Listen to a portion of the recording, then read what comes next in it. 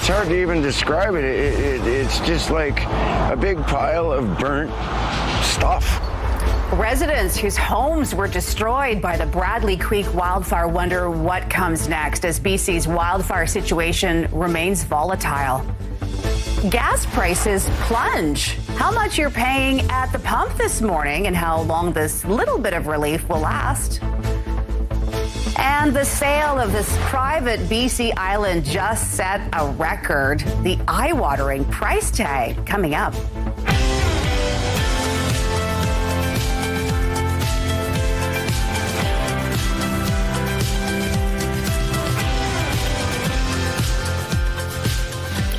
Well, good morning, everyone. It's Friday, August 7th. Welcome to Your Morning Vancouver. I'm Carrie Adams. We begin with breaking news this morning. An earthquake has rattled off a remote part of BC.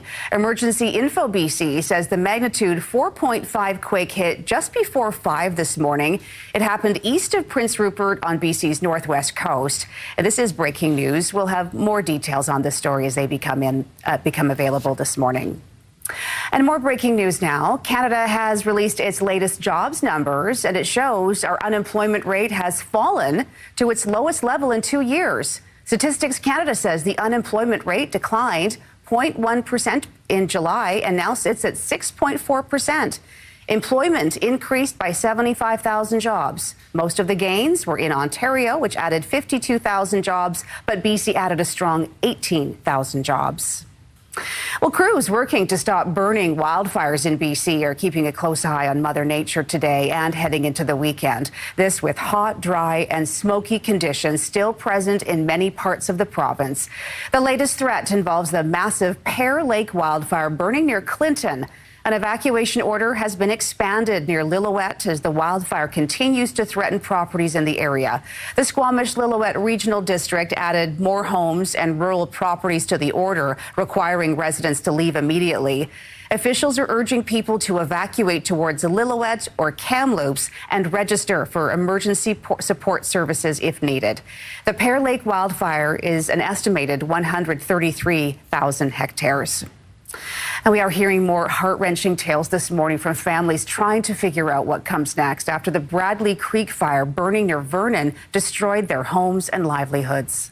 When you have nothing to begin with, and then you really end up with nothing, it's a big pill to chew. The house Bill and Kelly Richards shared has been reduced to a pile of charred ashes and metal. Up to 230 families have similar stories to this one. All that remains of this house off Highway 97 is a stone fireplace and a pizza oven. And this is CCTV footage from a nearby business showing the fire approaching and then crossing the highway before the house ends up going up in flames. Most of the thousands under evacuation order have not been able to check on their properties because the areas ravaged by fire are still not safe. It's looking like World War III, but hey, we're doing the best we can to get things back to normal and get people back into their homes. But it'll be a little bit yet. The Bradley Creek fire is still burning out of control and is more than 2,800 hectares. Meanwhile, a fire burning in Belcarra Regional Park near Anmore is now considered held. More than 40 firefighters battled the blaze in steep, rugged terrain Thursday using hose lines to hold the fire to about 1.5 hectares. Officials say it started at the base of the hillside before quickly moving uphill. 2 homes in Anmore Village were evacuated and 35 properties were on evacuation alert. Those have now been rescinded. Well, to Chilliwack now, where dozens of people are scrambling to find a place to live after a devastating apartment fire. Oh, they're traumatized. They've seen everything going up in flames. Video shows heavy black smoke and flames coming from the building along Spadina Avenue. Crews say the fire broke out just before 7:30 Wednesday night. They say one resident and one firefighter sustained injuries and a cat was rescued. A local charity is now helping with food and resources for the victims who lost their homes. 36 units were in that building. All of those people will be getting free food for the whole month from our charity. So from Community Angels Food and Housing Support Society, that will come forward and provide the food for them for free for the whole month. So that'll take off some pressure. Displaced residents are eligible for up to 72 hours of emergency support services, including temporary accommodation, but many are now facing the challenge of finding longer-term housing. The cause of the fire is under investigation. Well, after months of paying some of the highest gas prices in the country, drivers in Metro Vancouver are finally getting a bit of a break. Some stations have dropped below $2 a litre just in time for many families hitting the road for summer vacations and camping trips. Greg Krause is on the story this morning. He joins us live in Surrey with more. Good morning, Craig. So this comes at a good time for people traveling. How much of a difference could this make this morning? It sure does, and good morning, Carrie. So what we're seeing right now here in Surrey is about $1.94.5, a similar trend we're also seeing across the region right now. I'm just going to take a quick look over my shoulder. Yeah, we're seeing a steady flow since I've been here over the last 45 minutes of people coming and taking advantage of these lower prices. But what's causing this? I spoke to gas analyst this morning, Dan McTague. Here's what's causing it. Take a listen. There's hope by traders that, in fact, there might be some resolution on the closure of the Straits of Hormuz between Oman and Iran. That isn't a perfect solution, but it's better than what the markets have seen. Now, we've been here before. We have seen $1.93, and you saw that exactly a month ago. And it could fall even further. McTague tells me prices could fall an additional 2 or 3 cents every few days, but says prices in Metro Vancouver before the war started were hovering around $1.70. For context, McTague says a year ago today, prices are around $1.77. Fast forward to today, and this morning's drop is giving drivers a little more room in their summer budgets, though, especially families squeezing in one last vacation, camping trip, or weekend getaway before the end of August. And the Lower Mainland is not alone here, Carrie. The country is also seeing a significant drop right now. The average across the country is about $1.60, well below what we're seeing here in Metro Vancouver. But again, some relief as we head in to the last month of the summer break. Carrie? We'll take what we can get. Greg Krause joining us live. Thanks, Craig. Well, people needing overnight medical care in Mission this weekend will have to travel out of town to get it. It is a trend that will be reoccurring for a while. Fraser Health says the emergency room at Mission Memorial will be shuttered every night this weekend. The closures go from 5 p.m. to 8 a.m. the next morning. These are just a few in a series of planned overnight weekend closures set to hit the hospital this month and the next. The health authority says the closures are once again due to staffing shortages, but say work is actively being made to recruit more doctors to the hospital. Well, a historic sale is making waves in BC's real estate market after a private island sold for a record-breaking price. Turn Again Island has sold for a whopping $13 million. This makes it the highest valued residential property sale ever recorded on the Sunshine Coast through the multiple listing service. Nestled in the heart of Secret Cove, Half Moon Bay, the 93-acre property was purchased by someone from the Greater Vancouver area. The private island features 2 homes, a deep water dock, and multiple boathouses. This is good morning, Mark. Good this morning. is a perfect place to get away if you don't want to be around people. Wow. Your own island. That's like secluded, right? And but how many docks for your boats? Like, I think it was a deep water dock. yeah. I don't know. But multiple boats, which if whoever has that now is probably, their neighbors are probably going, good, get rid of the boats because you're clogging up the street, right? Because they've been parking there too. Oh yeah, only if, right? Only if. All right, let's get a look at our weather. CTV weather brought to you by Destination Cultus. Unleash the fun at Destination Cultus, BC's best water and theme parks. It's going to be another sunny day, but also another smoky and hazy day, especially through pretty much the first half of the day. It did get a little bit clearer last night, and it's clear this morning for the most part. We're at 16 degrees and the wind is northwest at 10 kilometers an hour. But the air quality warnings are still in place. The yellow warning up for much of Metro Vancouver, now including Howe Sound and the Sea to Sky corridor, including Squamish and Whistler. You're looking at high risk levels of air quality there and very high risk levels in the orange areas too. And that again is the eastern sections of the valley out through the Okanagan and a big, huge chunk of the province, which is still under a lot of smoke. And we will see some of that as we get through the day today. Not much in the way of cloud. There is a bit more cloud building in tonight, and we'll see that tomorrow morning, but then it will clear away for a sunnier afternoon, and hopefully we'll see more sun and less of the smog. So we'll see how that plays out. Here's how today is going to play out. It'll be sunny and hazy this morning. Later on, our temperature will hit 23 near the water. That's going to be 28 inland with the humidex. It'll feel a little bit warmer, feel anywhere from 28 to about 33 degrees. And then this evening, fairly clear, and then it starts to cloud up overnight, and then we'll see some cloud by tomorrow morning. So not much change over the weekend. We've got details coming up with the 5-day forecast. Got that coming up in about 10 minutes. Carrie. Okay, thank you very much for that, Mark. Okay. Let's take a look at the roads. We have a live shot to show you. Oh, this is actually a really beautiful shot, even though we are looking at a lot of smoke and haze in this picture, but this is a shot of the Stella-Wasson Bridge. It is a nice looking shot this morning. No problems on the roads right now there, but heads up in Surrey, the eastbound Highway 1 on-ramp at 160th is closed due to a serious crash there. Drivers will have to find an alternate route, so something to keep in mind this morning. Well, it will be the end of an era this weekend when the Canadian snowbirds, as we know them, take their final flight in the Lower Mainland. The snowbirds debuted here at Canada's National Air Show in 1971. So much history with this iconic aerial performance team. Where you can catch one of their final shows and how they're preparing, that is still to come. But first, one cell could go bad or a couple cells could go bad. Well, they power everything from cell phones to e-scooters. How a recent house fire is highlighting the explosive danger posed by lithium batteries. That story's right after the break. Welcome back, everyone. It's 6:13. A house fire sparked by an e-scooter in Calgary is highlighting a growing concern among firefighters. CTV's Moses Woldu has more on the potential dangers of lithium-ion batteries and why they have become such a problem. Calgary Fire were called Thursday morning to a home on Cove Creek Mews Northeast, where an e-scooter overheated and started to go up in smoke. One occupant was being treated for smoke inhalation. It did originate in the garage. There's no fire damage to the home, so all the smoke is just being cleared out with one of our fans. It's becoming an issue for Calgary Fire. In 2026, 18 fires, residential or businesses, were a result of lithium batteries, nearly exceeding 2025 numbers of 19. They say it's a combination of issues from offshore batteries that are not certified in Canada or damaged, among others. We are seeing, and perhaps where they're not charged correctly or looked after properly, we're certainly seeing that. And every fire service around the world is seeing exactly the same thing.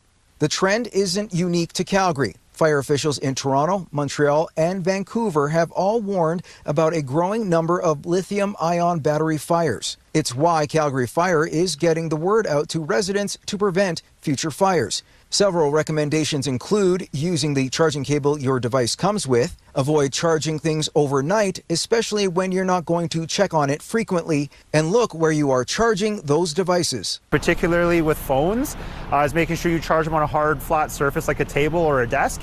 Where there's a concern is if you charge a device on soft material like a mattress or a couch cushion or under any blankets, it actually the device gets hot enough to light those items on fire. So those are a couple of different things that people can do to stay mindful. One expert says anything charging beyond its full capacity is risking a fire. One cell could go bad or a couple cells could go bad, which means low capacity, and the balancing gets out of whack, and then too much charge or too much discharge happens in one or two cells.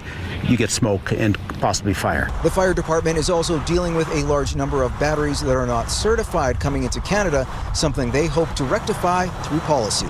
We're pushing for greater regulation both nationally, and we're having those conversations locally as well. Well, it's not uncommon to spot coyotes in Toronto, but one woman had a close and completely unexpected encounter with one in her home. It all began on Tuesday morning around 11 a.m. when Alice Kent and her son Rex were alerted by their cleaning lady that an unwelcome guest got into their home on Pendrith Street near Christie. She pretty nonchalantly called down to me that there was a fox in my bedroom. Turns out it wasn't a fox, but instead a coyote pup that got into the house when the front door was left open. We're quite shocked and surprised to see a coyote in the house. I just heard a bunch of commotion going on upstairs. And so I go to see what's happening, and everyone comes down. There's a coyote in the bedroom. Kent called Toronto police, and fortunately, staff with Toronto Wildlife Services were nearby on another coyote call.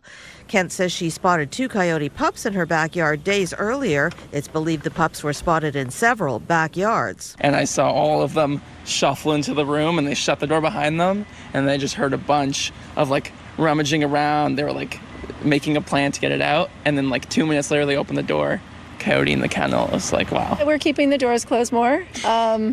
We also are super happy to hear that all of the family members have been caught and treated and re-released. Yeah. But the surprise visitor left a big mess in the bedroom. Very stinky. Yeah, describe that.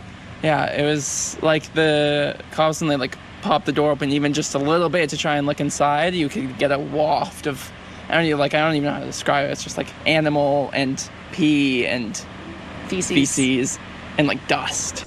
Kent says she never expected anything like this, a story the family will likely be sharing for years to come.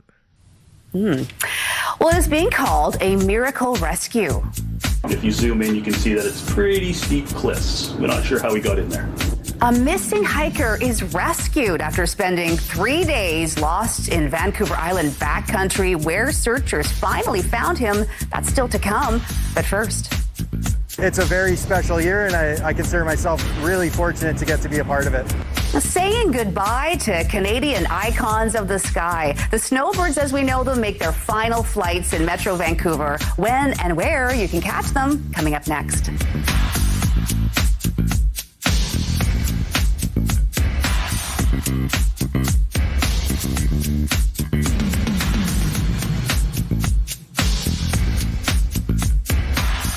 Share your perfect morning brew with CTV and One Coffee. Snap a photo of your go-to morning beverage alongside your morning view, whether it's a latte with a city skyline, a bold espresso in your backyard, or your favorite dark roast in your cozy home. Submit your photo online at ctvvancouver.ca or scan the QR code on your screen for a chance to win a One Coffee prize pack, complete with a Keurig machine and delicious One Coffee pods. All right, it's 6:21. Here's a look at your weather. CTV weather brought to you by Destination Cultus. Unleash the fun at Destination Cultus Park. And yeah, there's going to be a day that you'll probably want to go and just to cool off. 16 degrees right now, and it is clear. Wind is northwest at about 10 kilometers an hour. It'll clear in a sense, but we will see that smog and some of that haziness build in again, and the smoke. 24 degrees is our high today. That's near the water. Inland, it's going to be a little warmer. And our average around this time of year is 22, where we were at last year. A record on the state was in 1942 at 29 degrees. Air quality health right now, it's not too bad. It's in the low to medium risk category. Well, down to about 3, but it is still under that air quality warning for much of the lower mainland, Metro Vancouver, even up through Howe Sound and Whistler, and particularly eastern sections of the Fraser Valley, which could, again, get into the orange zone, as you see there. And then there's the yellow warning for most of the metro area, and also most of the province too. And also, again, up through Kamloops to Thompson and into the Okanagan is in the orange category. And there it is for Kelowna and Kamloops, 33 and 32 there. It'll be 27 in Prince George, risk of thunderstorms today. Same thing up in Fort St. John. We'll see some drizzle in Prince Rupert, may end later in the morning. And then mostly cloudy in Masset, and sun and cloud for Bella Coola. So here's our day ahead. Yes, we'll see some of the cloud and smog, but a little more cloud building in tonight, and you'll wake up to it tomorrow morning, but it'll be gone by the afternoon, and hopefully the air will circulate a little bit enough too that it will clear out some of the smoke and the smog as well. 19 in Port Hardy today. We'll see a little bit of morning drizzle. 27 in Campbell River, Comox, and 28 in Nanaimo. 20 out of Tofino, 24 in Victoria. Sunshine Coast will be 25, and there's the smog up through Howe Sound and Whistler today. So that air under that air quality warning, as we are for the rest of the lower mainland. 23 to 28 degrees is our temperature spread. 5-day. Same thing for tomorrow, but it will be clearing in the morning, and then sun and cloud by the afternoon. Temperatures getting slightly cooler, but still pretty good. And then Monday and Tuesday will be pretty nice, mainly sunny, highs of 22. Hopefully a little less smog, a little less smoke to deal with too, Carrie. Okay, so we'll watch for that. Thanks, Mark. Well, for the last time, the Snowbirds will fly their iconic 1960s-era Canadian-made planes over the Fraser Valley. They're performing at the Abbotsford Air Show this weekend as they head into the final stretch of their last season for several years. CTV's Martin McMahon spoke to one of the pilots with roots in Metro Vancouver. From the sounds of roaring engines to the seemingly superhuman skill of the pilots, you never forget your first time watching the Snowbirds. With the tutor and the Snowbirds having been traveling around inspiring Canadians for 55 years, Abbotsford's the spot where for me I first had that light go on. and now it's very special to be on the other side of that. But getting that experience of watching Canada's military aerobatic team is a limited time offer, with the Snowbirds set to be grounded in October until the 2030s, not long after this appearance at the Abbotsford International Air Show. The military is replacing the iconic but aging CT-114 Tudor with a newer jet. Because it's a little bit slower and has a tighter turning radius than, say, the Blue Angels or the Thunderbird south of the border, it's just a different kind of show where we get to be able to turn tighter in front of the crowd, stay in front of the crowd a lot, and perform a lot of formation changes in loops and rolls. So that's something that I think is really unique about it. The significance of this farewell tour not lost on crew and pilots, including Major Steve Tim, who grew up in Surrey. It's a very special year, and I consider myself really fortunate to get to be a part of it. The Abbotsford International Air Show has been a part of the Snowbird story from the beginning, and so it's a fitting stop on this farewell tour. The Snowbirds debuted here at Canada's National Air Show in 1971. They are one of Canada's most recognizable symbols and one that has had a deep impact on our community over the last 55 years. The Abbotsford Air Show will run from Friday to Sunday. And even when this final tour for this aircraft is complete, the Snowbirds will fly again, but never like this. Martin McMahon, CTV News, Abbotsford. Wow. That's, I mean, yeah, the last chance for a lot of people to see them. Right. By the way, the schedule for the Abbotsford Air Show, they actually perform 3 times. I'm trying to get the, it is 6 o'clock tonight, 6 p.m.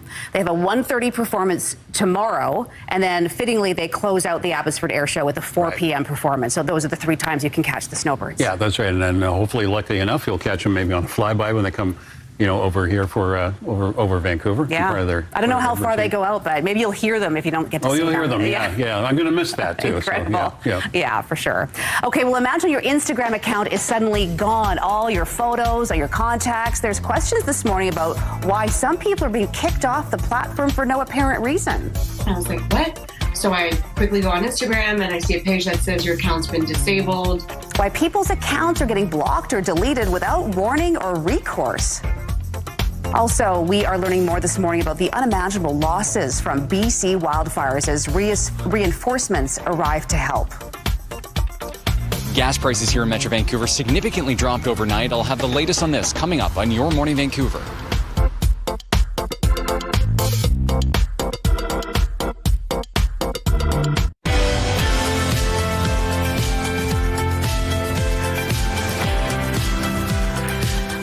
Everyone, thanks for joining us. With the summer travel season in full swing, there is some welcome news for drivers across Metro Vancouver this morning. After months of soaring fuel costs, gas prices have fallen below $2 a litre at some stations, giving people a little extra money to spend as they hit the road.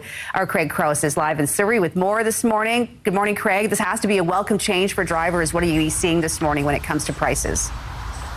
Oh, it sure is. And good morning, Carrie. So what we're seeing right now at this station here in Surrey near Guildford Mall is around 194, and that's a common trend we're seeing across the region this morning. We're going to bring up some video now of what it looks like at some stations across the Lower Mainland. You can see the prices well below the $2 mark, but for much of the summer, we did see it above that number. Gas prices have started to trend lower, though, across Metro Vancouver this morning. Analyst Dan McTague says the decline isn't over quite yet, with prices expected to drop another 2 or 3 cents every few days if current market conditions continue. He says before the war began over in the Middle East, gas prices in Metro Vancouver were around $1.70 a litre. For perspective, this time last year, drivers were paying about $1.77. It hasn't ended. We could see another 1 cent decrease tomorrow. So today's the day to fill up. Tomorrow, it's hard to say where markets are going to go. We can see firmly 2 days ahead. But it looks like there's not much change coming for Sunday all the way to next Wednesday unless something dramatic should happen. And it's not just Metro Vancouver and the Lower Mainland that's seeing this drop this morning. We are seeing prices across the country dropping. The average is around $1.60, much less than we're seeing here in Metro Vancouver. That's nothing new for many Metro Vancouver drivers. But will this stick? That's the big question, and it's uncertain moving forward here in the summer. Carrie? And I'm just thinking about what you said. It was $1.77 a year ago. Wow, those were the days. It's all relative, right? Oh, yeah. Thanks for that, Craig. Oh, yeah. Okay, well, more heartbreaking stories are emerging from BC's wildfire wildfire zones. In the Okanagan, a couple who lost their home to the Bradley Creek wildfire are trying to figure out what comes next. This is what's left of Bill and Kelly Richards' home, reduced to a pile of charred metal and ashes. Their home is among the more than 200 that have been destroyed near the community of Vernon. Still, the Richards consider themselves lucky because they still have their dogs and each other. That's about the only comfort we got, is sticking together and staying as a family unit. As the wildfire continues to burn, most of the thousands under evacuation order haven't been able to check on their properties because the areas ravaged by the fire are still not safe to go into. Meanwhile, the wildfire burning in Belcarra Regional Park is now considered held, and evacuation orders and alerts have been rescinded. This woman living nearby says the fire hit close to home as two of her children were among the firefighters battling the flames. Like, you're worrying about the fire, but you're also worrying about the kids, and this is the first time they've ever been part of any kind of wildfire. Well, the fire prompted 2 homes to be evacuated and 35 properties to be placed on evacuation alert in Anmore. Crews remained on scene for much of Thursday, dousing hotspots. The cause of that fire is still under investigation.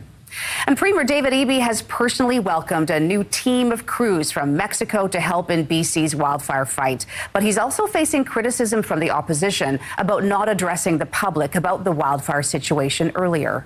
You know, the buck stops with the Premier. Frankly, that the last thing that wildfire fighters need when they're facing down a wall of flame is for the Premier to show up to hold a press conference. They need to focus on life response. Eby was also asked why he hasn't declared a provincial state of emergency. He says local ones are currently sufficient.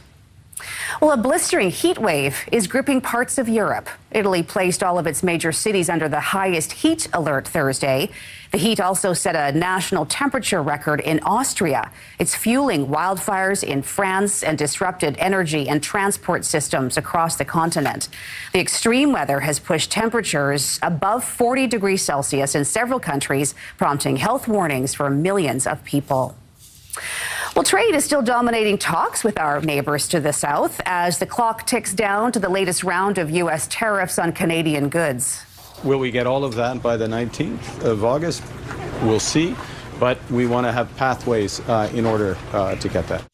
Canada-U.S. Trade Minister Dominic LeBlanc and Janice Charette, our country's chief trade negotiator, met with U.S. Trade Representative Jameson Greer in Washington yesterday. LeBlanc posted on social media after the meeting saying they had a constructive and detailed discussion. That's in contrast to comments made by U.S. President Donald Trump a night earlier where he called Canadian leadership nasty while boasting about U.S. tariffs.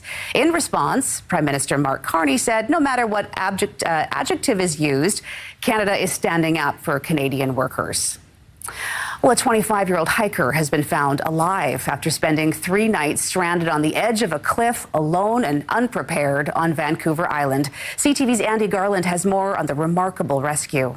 Keshub Jindal is being stretchered to an waiting ambulance after spending almost 4 days on a cliff band in the Strathcona wilderness. He has significant injuries as a result of a fall. This morning, an RCMP helicopter searching drainages spotted Jindal. And he was waving on something white. He is in a drainage, so a gully going off the side of the cliff, and that is where he has been probably for the last few days. A technical hoist rescue team was launched to pluck Jindal off the mountainside, who is on a 60 to 70 degree slope. Members will be hoisted down to him. They will assess him medically, treat what needs to be treated. Friends of Jindal await anxiously for his return, never giving up hope their friend would be found alive. Our man is alive, so that's why we are here, just to see him, that he is okay, he is fine. Or not. Him and his buddy walked up to here. Search and rescue believe Jindal tried to take a shortcut down to a lake when he was waiting for his friend to return from summiting Mount Albert Edward on Monday. If you zoom in, you can see that it's pretty steep cliffs. We're not sure how he got in there. Very lucky. Comox Search and Rescue says this incident is a reminder why hiking parties should stick together, or if someone is unable to continue and decides to wait for your return. Stay where you were. It's a lot easier to find you if you stay where you say you were going to be. SAR says Jindal is also suffering from being exposed to the elements for a number of days and was airlifted to a trauma center. Andy Garland, CTV News, Mount Washington. Well, new images are giving a better perspective on the impact made by a rocket that slammed into the moon.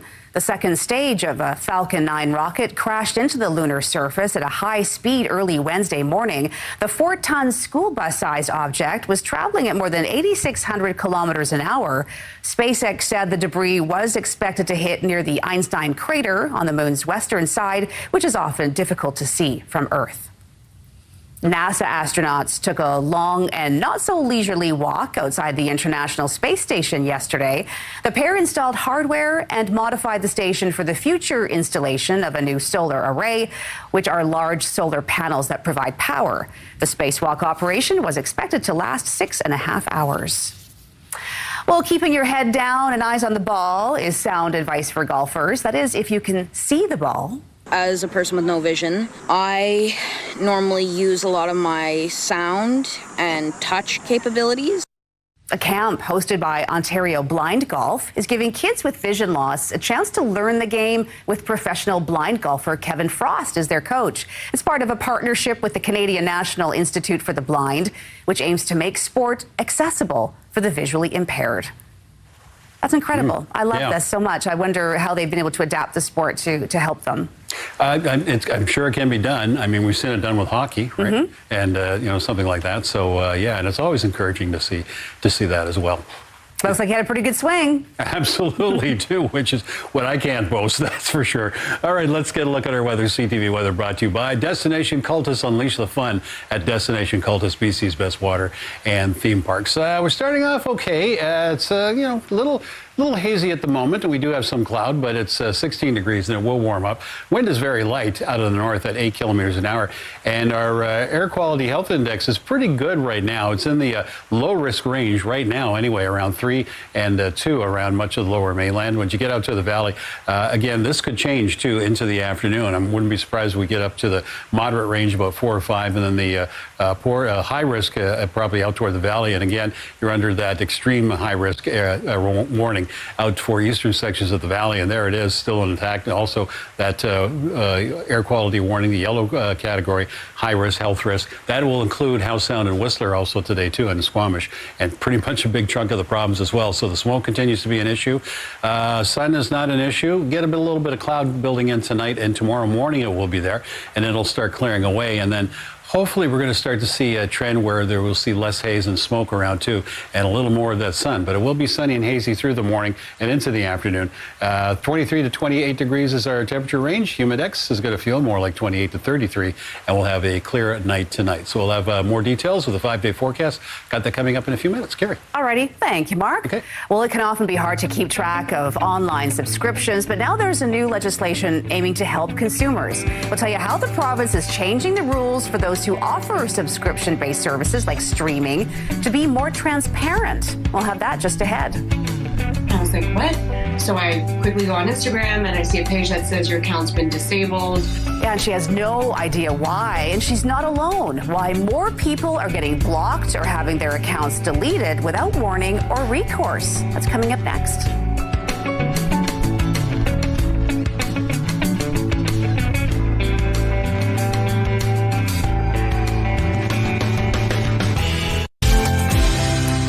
Welcome back, everyone. The province has just announced tough new rules for businesses that offer subscription-based services and companies that sell big-ticket items door-to-door. As CTV Shannon Patterson shows us, they're designed to protect consumers from high-pressure tactics and services that make it hard to cancel. When shopping for streaming or other online subscription services, it's not always easy to figure out what you're buying or how to cancel. with online subscriptions, many fees that can be instantaneously charged or renewed without a consumer being aware of it, there is a need for us to step in to set clear rules in the marketplace that protects consumers. So the province has announced new rules for companies that sell online subscriptions. Under the rules, businesses must provide advance notice before certain subscription contracts automatically renew. And people now have the right to be able to cancel subscription renewals at any time without fees or penalties. More consistent contract requirements mean consumers will have better understanding of what they're committing to, especially before they sign.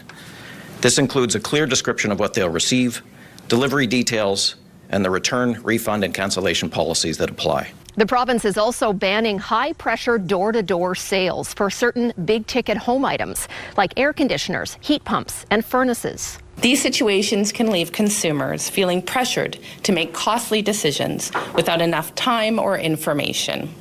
The protections are particularly significant for people who are more vulnerable, like seniors or newcomers or people who are facing financial hardships. Well, Consumer Protection BC will start by educating businesses that aren't in compliance. They have the ability to enforce administrative fines on businesses at $50,000 for a business and $5,000 for individuals that breach these rules. Rules that should make it easier to know what you're buying and how to cancel. Shannon Patterson, CTV News, Vancouver.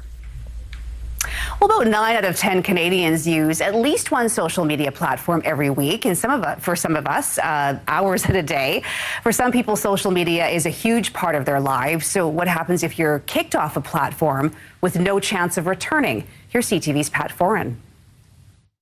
Letitia Van Roombeck of Toronto has had her Instagram account for 16 years. She uses it to post photos and videos and stay in touch with contacts she's made around the world. It's why 2 months ago she was shocked when she was locked out of her account. My sister texted me, I was at work, and she goes, "Did you delete your Instagram? Disable your Instagram?" And I was like, "What?" So I quickly go on Instagram and I see a page that says your account's been disabled. Van Roombeck says her account was blocked after she was told she had posted something that violated community guidelines. She felt she hadn't, and when her mother tried to help her back on the platform, she was locked out. She tried to start another account and the same message came through. So it's almost like it banned her from Instagram totally for no reason. Van Roombeck was not told what post caused the problems. Meta Pro Team said in an email, Meta already acknowledged an error with your Instagram account. You cannot request another review. Meta has finalized their decision. It's just so derailing for something that's been my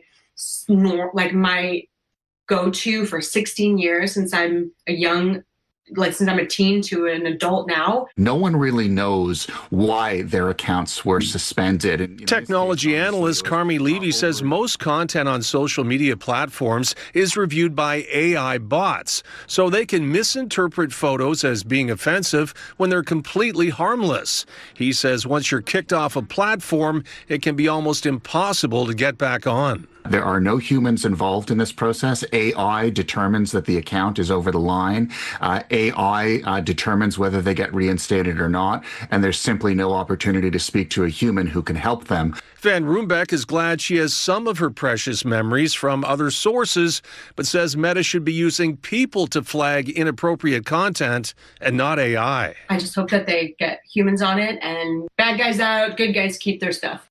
Pat Foran, CTV News. Well, there's a lot of marriage advice out there. Your friends, family, and just about everyone has an opinion on what makes a happy union. Well, comedian Zarna Garg was on The Tonight Show recently with what you might consider more practical advice. Mark has that coming up in your late laugh. But first. Come on,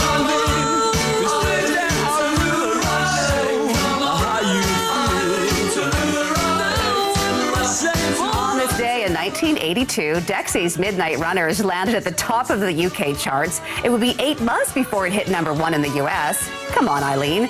Your milestones are coming up next.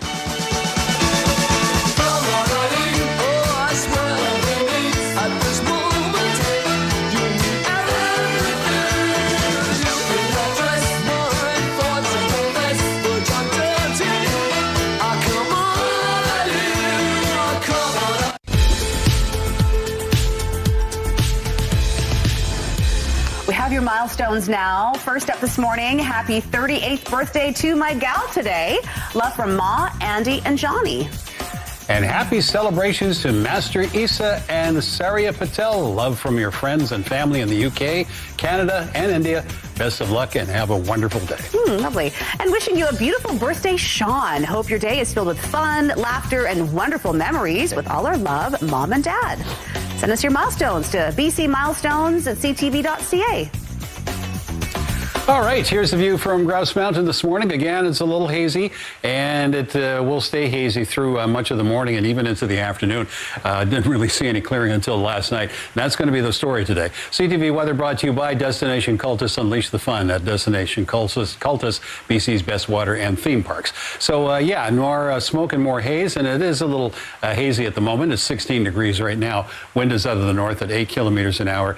The almanac today will reach a high of 24. 22 is our average, and that's where we were at last year, and 29 was our record set on the state in 1942. So here are the air quality readings, warnings rather, still in the very high risk category for the eastern sections of the valley, but pretty much everywhere else, and even through the Okanagan and up through the Thompson region is very high risk. High risk seemingly everywhere else across the province, including this time Howe Sound and Whistler. Here's the province today: Smoky and Kamloops and Kelowna at 32, 33. Chance of thunderstorms in Prince George and Fort St. John. Prince Rupert will see some drizzle. You'll see a mostly cloudy day in Masset and mostly sunny for Bella Coola. Across the south coast, it'll be some drizzle and then clearing this morning in Port Hardy. 27 in Campbell River, Comox, and mostly sunny. Down to Nanaimo, it'll hit 28. Head to Port Alberni, it's 31. Head out to Tofino, Ucluelet, it's going to be 20. And 24 and mostly sunny in Victoria. Sunshine Coast will be mostly sunny with highs of 25. Yes, there is an air quality advisory in for Howe Sound and Whistler. Whistler will be 29. Squamish will be 27. And here for the lower mainland, again, we'll see that air quality kind of, well, get up to the moderate range and maybe up into the poor range in some areas, particularly out in the valley. Look at the temperature spread, though, 23 to 28 degrees. Our 5-day. So tomorrow, we'll see some cloud in the morning and then clearing into the afternoon. And then a nice mix of sun and cloud on Sunday. And Monday and Tuesday don't look too bad and look a little cooler, too, with highs of around 22. Well, having recently celebrated a significant wedding anniversary, some people ask my advice on a happy marriage. However, I'm going to defer to an expert. Here's some practical advice from comedian Zarna Garg on The Tonight Show recently. Here's your late left. You know, people always ask me, what is the secret to your happy marriage? Okay, the secret to being happily married for 28 years is that we don't communicate. Nothing. No talking, no texting, not even non-verbal. No waving at each other, no thumbs up. One time he smiled at me, I said, "What are you, a greeter at Walmart?" If you must talk, minimum words at all times. The other day, my husband said, "My mother is visiting Thursday." I said, "Great, I'm leaving Wednesday." Don't listen to the people who say talk to each other. They don't know what they're talking about. And stop reading the books about relationships. They all make up rules. They write rules like, use I statements. Don't blame the other person. Take responsibility for your feelings. Okay, here's a good I statement. I feel like a loser because I married you. Yeah, pretty wow. practical. Pretty practical, yeah.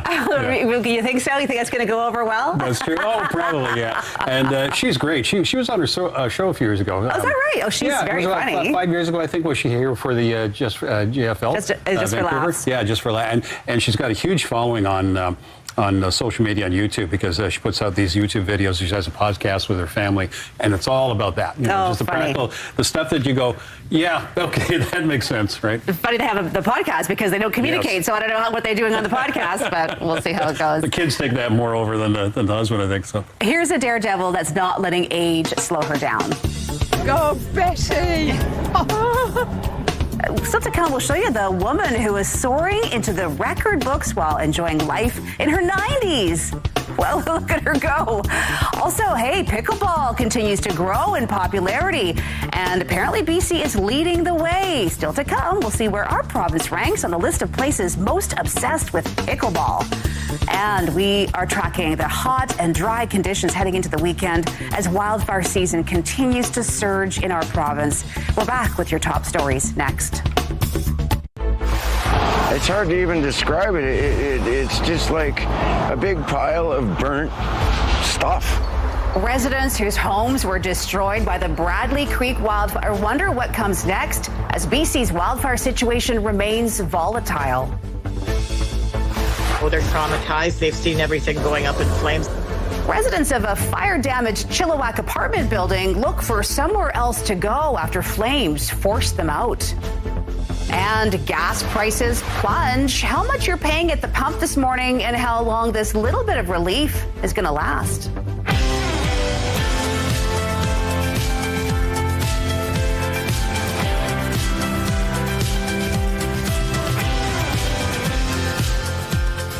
Well, good morning, everyone. It's Friday, August 7th. Welcome to Your Morning Vancouver. I'm Carrie Adams. We begin with breaking news this morning. Canada has released its latest jobs numbers, and it shows our unemployment rate has fallen to its lowest level in 2 years. Statistics Canada says the unemployment rate declined 0.1 percentage points in July and now sits at 6.4%. Employment increased by 75,000 jobs. Most of the gains were in Ontario, which added 52,000 jobs. But BC added a strong 18,000 jobs. Sectors including wholesale and retail trade and construction saw increased employment, while public administration and agriculture saw losses. Well, turning to BC's wildfire fight now, crews working to stop the flames from burning are keeping a close eye on Mother Nature today as we head into the weekend. This with hot, dry and smoky conditions still present in many parts of the province. The latest threat involves the massive Pear Lake wildfire burning near Clinton. An evacuation order has been expanded near Lillooet as the wildfire continues to threaten properties in that area. The Squamish-Lillooet Regional District added more homes and rural properties to the order, requiring residents to leave immediately. Officials are urging people to evacuate towards Lillooet or Kamloops and register for emergency support services if needed. The Pear Lake wildfire is an estimated 133,000 hectares. And we're hearing more heart-wrenching tales this morning from families trying to figure out what comes next after the Bradley Creek fire burning near Vernon destroyed their homes and livelihoods. When you have nothing to begin with, and then you really end up with nothing, it's a big pill to chew. The house Bill and Kelly Richards shared has been reduced to a pile of charred metal and ashes. Up to 230 families have similar stories. All that remains of this house off Highway 97 is a stone fireplace and a pizza oven. The CCTV footage from a nearby business shows the fire approaching and then crossing the highway before the house goes up in flames.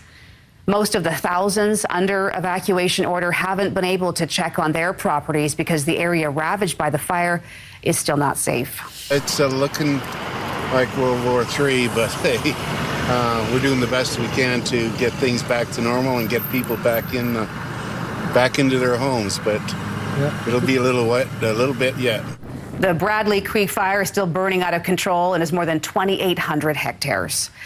Meanwhile, a fire burning in Belcarra Regional Park near Anmore is now considered held. More than 40 firefighters battled the blaze in steep, rugged terrain Thursday, using hose lines to hold the fire to about 1.5 hectares. Officials say it started at the base of the hillside before quickly moving uphill. 2 homes in Anmore Village were evacuated and 35 properties were on evacuation alert. Those have now been rescinded. Viva Mexico! Viva! Viva Canada! Viva! Welcome. And 200 more firefighters from Mexico have arrived in Abbotsford to help BC's wildfire fight. It's the second wave of Mexican wildfire firefighters to arrive in BC this week. On Monday, 100 of them arrived in Abbotsford. These crews are part of 600 wildfire fighters coming to BC from other provinces and countries. An update this morning on a devastating apartment fire in Chilliwack. Dozens of people who have been displaced are now scrambling to find a place to live.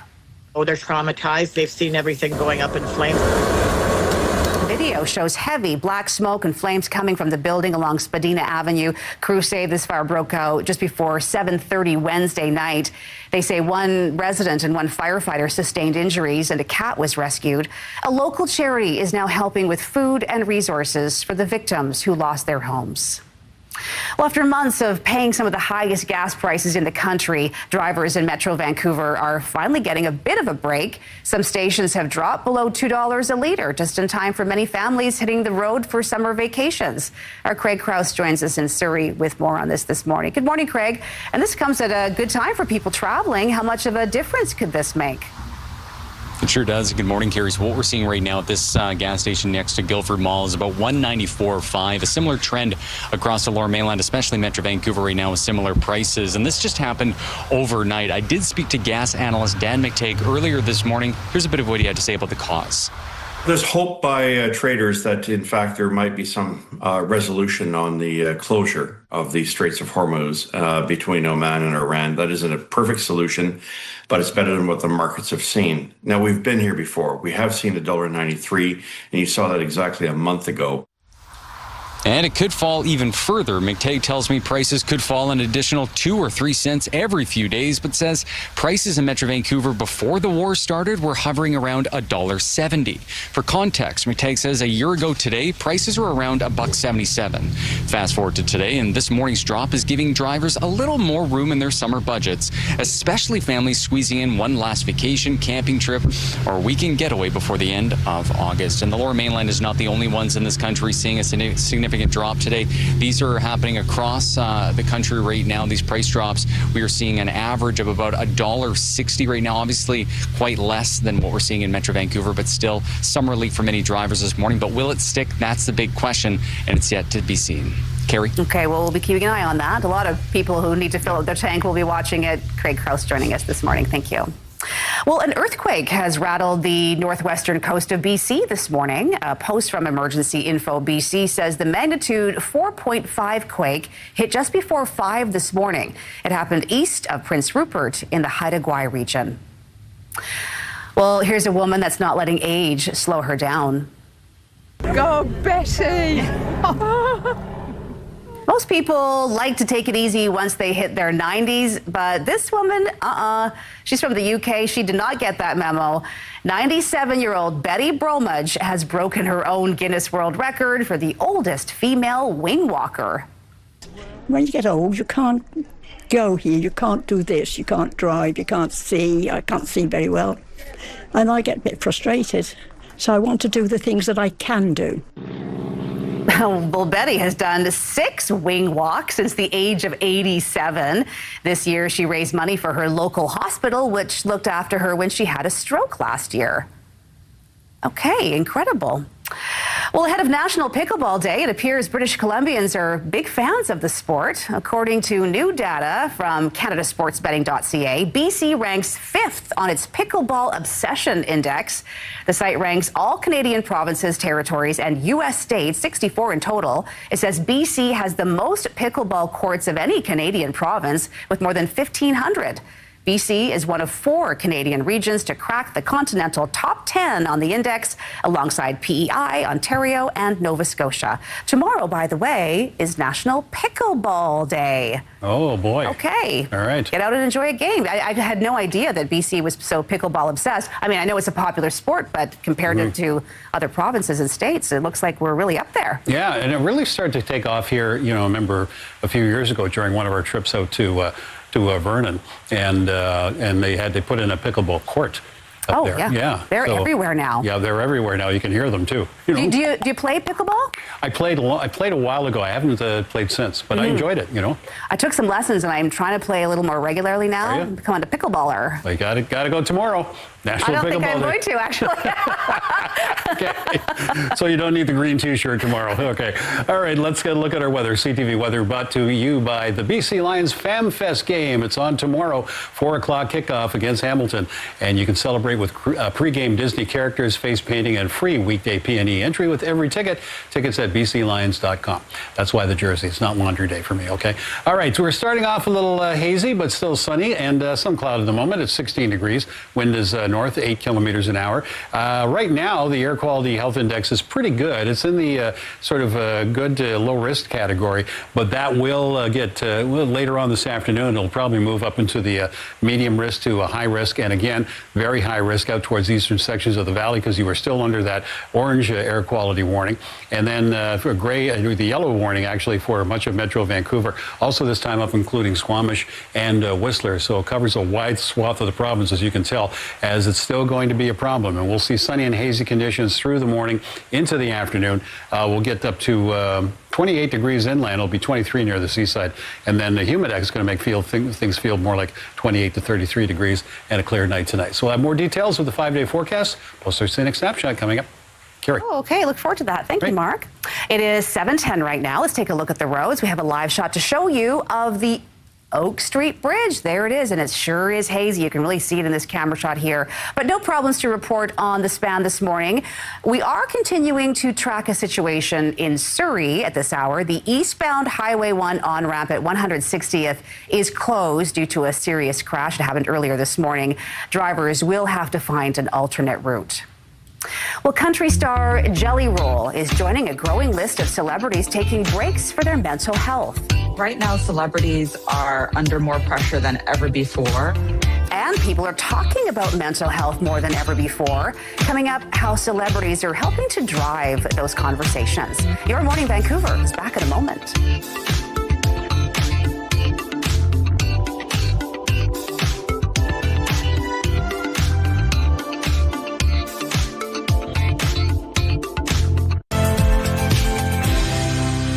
We have more this morning on the impending closure of the Richmond night market. It's shutting down next month following a 26-year run. As CTV's Yasmin Gandam reports, now the hunt is on to find a new home for the summer experience.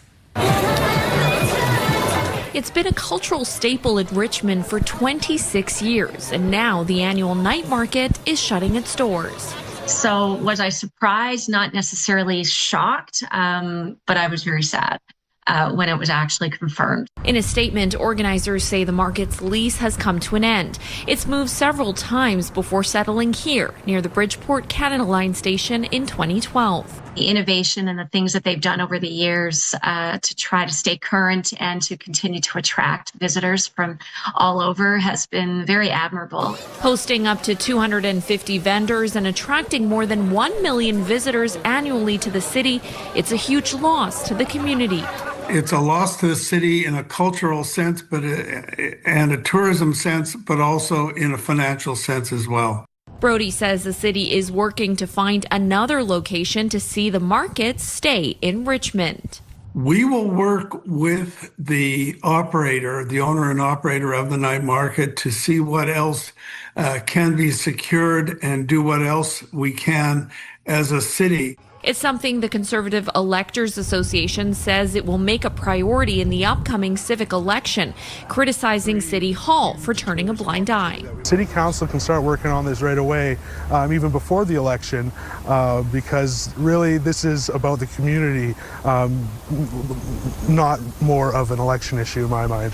Still, saving the night market might not be as easy as it seems, and the closure will be a big hit to the local economy. Hundreds of thousands of people that are not going to come into our city, and that's the reality of life. There you go, guys! The food and vibrant atmosphere can still be experienced one last time this summer. The final day is September 20th. As for what comes next, only time will tell. Yasmin Gandam, CTV News, Richmond. Well, a house fire sparked by an e-scooter in Calgary is highlighting a growing concern among firefighters. CTV's Moses Woldu has more on the potential dangers of lithium-ion batteries and why they've become such a problem. Calgary Fire were called Thursday morning to a home on Cove Creek Mews Northeast, where an e-scooter overheated and started to go up in smoke. One occupant was being treated for smoke inhalation. It did originate in the garage. There's no fire damage to the home, so all the smoke is just being cleared out with one of our fans. It's becoming an issue for Calgary Fire. In 2026, 18 fires, residential or businesses, were a result of lithium batteries, nearly exceeding 2025 numbers of 19.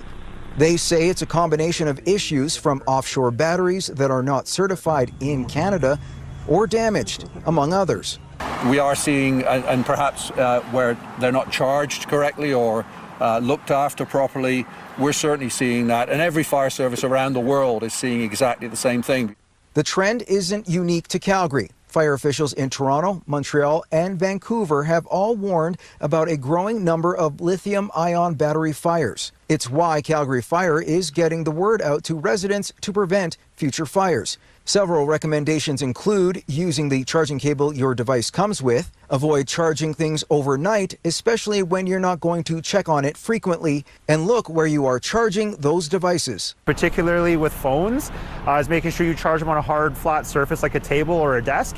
Where there's a concern is if you charge a device on soft material like a mattress or a couch cushion or under any blankets, it actually the device gets hot enough to light those items on fire. So those are a couple of different things that people can do to stay mindful. One expert says anything charging beyond its full capacity is risking a fire. One cell could go bad, or a couple cells could go bad, which means low capacity, and the balancing gets out of whack, and then too much charge or too much discharge happens in one or two cells. You get smoke and possibly fire. The fire department is also dealing with a large number of batteries that are not certified coming into Canada, something they hope to rectify through policy. We're pushing for greater regulation both nationally, and we're having those conversations locally as well. Well, she was once a Make-A-Wish kid. Now she is set to cycle across Canada to raise awareness about cystic fibrosis. Coming up, we're going to meet Emma Fontaine, a 24-year-old UBC student who's refusing to let her disease stop her from tackling big goals. We'll have that coming up in the next half hour. Right now, celebrities are under more pressure than ever before. Why experts say it's a good thing that more celebrities are taking mental health breaks. We're back in a moment. Share your perfect morning brew with CTV and One Coffee. Snap a photo of your go-to morning beverage alongside your morning view.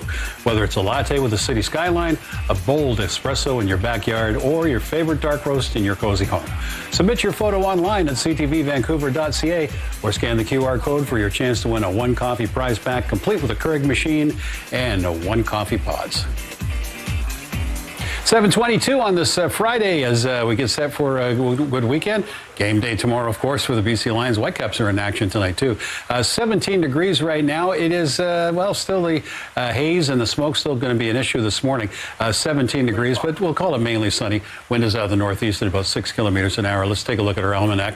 We'll get up to 24 today. That's near the seaside. Inland, climb up to about 28. 22 is our normal for this time of year, average, and that's where we were last year. And on this date in 1942, 29, we set our record for the day. We still have those air quality warnings, though, for much of the province, including Metro Vancouver, also up through Howe Sound, out toward the valley, and to get to the Eastern Valley, it turns into an orange quality warning, a very high risk there as well. As you get through Kelowna, up through Kamloops into the Thompson, and pretty much the rest of the province, too, under those air quality advisories. Here's what's going on across the province today. Again, smoke, a big issue in the southern interior, 32 in Kelowna, 33 in Kamloops. Prince George, you'll see some thunderstorms possibly, as you will in Fort St. John. Showers for Prince Rupert, Masset, mostly cloudy and mostly sunny in Bella Coola. Here across the south coast, it's a little bit of drizzle in Port Hardy and then some clearing, mainly sunny down through Campbell River, Comox to Nanaimo, which will hit 28, 31 in Port Alberni, 20 out of Tofino, and 24 mainly sunny in Victoria. Sunshine Coast will be mainly sunny as well with highs of 25. You do have that air quality warning up for Squamish and Whistler, 29 in Whistler today. And here for the lower mainland, 23 to 28 degrees inland. And again, air quality is going to be a bit of an issue. Tomorrow, we'll see some cloud in the morning, then clearing into the afternoon. And then Sunday, it looks like Sunday will be pretty good. Monday and Tuesday, not bad either. Mainly sunny and highs of 22. Our scenic snapshot today comes to us from Cheryl Matheson, who sent this in from Oliver. She calls this Smoke on the Water. So there you go. Get the Deep Purple riffs ready, and let's change the lyrics around. We all came out to Oliver on the Lake Tullawanuck shoreline. Yeah, I think that's what it was. I'm trying to remember the name of the lake. Yeah, on the one. Here we go. Okay. So while we're partying, if you got a scenic snapshot, send it to us at scenicSnapshot@ctv.ca. Okay, thank you. A very fitting shot for, well, where we're at right now in the province. Well, from actors to singers, a growing list of celebrities are stepping away from the spotlight to work on their mental health. It is sparking a conversation and taking care of your well-being before it's too late. ABC's Will Gans has the story. Somebody save me. He once asked for someone to save him. And now country music star Jelly Roll is stepping back to save himself. Jelly Roll announced he's taking a Mentee B from performing for a year or two. It comes after months of personal and professional changes. I am not okay. The I Am Not Okay singer has long put his mental health front and center. I represent overcoming. I represent the guy that wasn't supposed to make it, making it. And I think that's how we all feel sitting at home, right? Is that there's like this glimmer of hope when a guy like me makes it through the cracks. But the artist is not alone in prioritizing himself. Ariana Grande said she'll be taking a step back from the public eye. Her representatives telling ABC News the break will come after her Eternal Sunshine tour, following the, quote, endless ongoing public scrutiny. The star reclaiming control of the narrative. It's a plan that I had quietly made a long time ago, and it's a decision that was made from a thoughtful and empowered place. And another baddie. Megan Thee Stallion also took a step back after an onstage incident while performing in the Broadway production of Moulin Rouge. The rapper writing in a post after the episode, "I've been pushing myself past my limits lately, running on empty, and my body finally said enough." The scrutiny celebrities face only growing since social media and its trolls took over. Well, right now, celebrities are under more pressure than ever before. They can't ignore the comment section. They can't ignore their community. That pressure is placed on them. So even if they're struggling, they get blamed for their struggling. Studies show millennials are more likely to talk about their mental health compared to generations before, which means big-name artists opening up may hopefully influence a positive generational step for mental health advocacy. It's extremely beneficial when celebrities talk about mental health because they have platforms that are much more wide than any clinician could possibly have. And that allows most people to feel as if, okay, I'm okay to ask for help too. That is really difficult for celebrities because, yes, social media has made people so much more accessible now. Mm-hmm. And I hope that they have people that are sort of managing those comments because they don't need to read every compliment and degradation that can appear on there. It's very true. I think in this age where we're just so chronically online, it's so hard to avoid anything, even if it's not personally about you. I think seeing other people struggling and just seeing what's going on in the world at all times, we have so much accessibility now that it almost pushes us away from like collective joy. Yeah. And celebrities also too are faced with, especially performers in movies and television and on music too, have this image that they've built up. Oh, yeah. Or either people build up the image for them or they do it themselves. And if they find that they're not living up to that image, that could affect them as well, too. Absolutely. Yeah, that's a tough one. Bad for them. Well, this is being called a miracle rescue. If you zoom in, you can see that it's pretty steep cliffs. We're not sure how he got in there. A missing hiker is rescued after spending 3 days lost in Vancouver Island backcountry. We'll tell you where searchers finally found him. Also, Meta saw what was happening to kids. Meta gets slapped with a massive judgment. How much the social media company has been ordered to pay to address harms to young people. Gas prices here in Metro Vancouver significantly dropped overnight. I'll have the latest on this coming up on Your Morning Vancouver.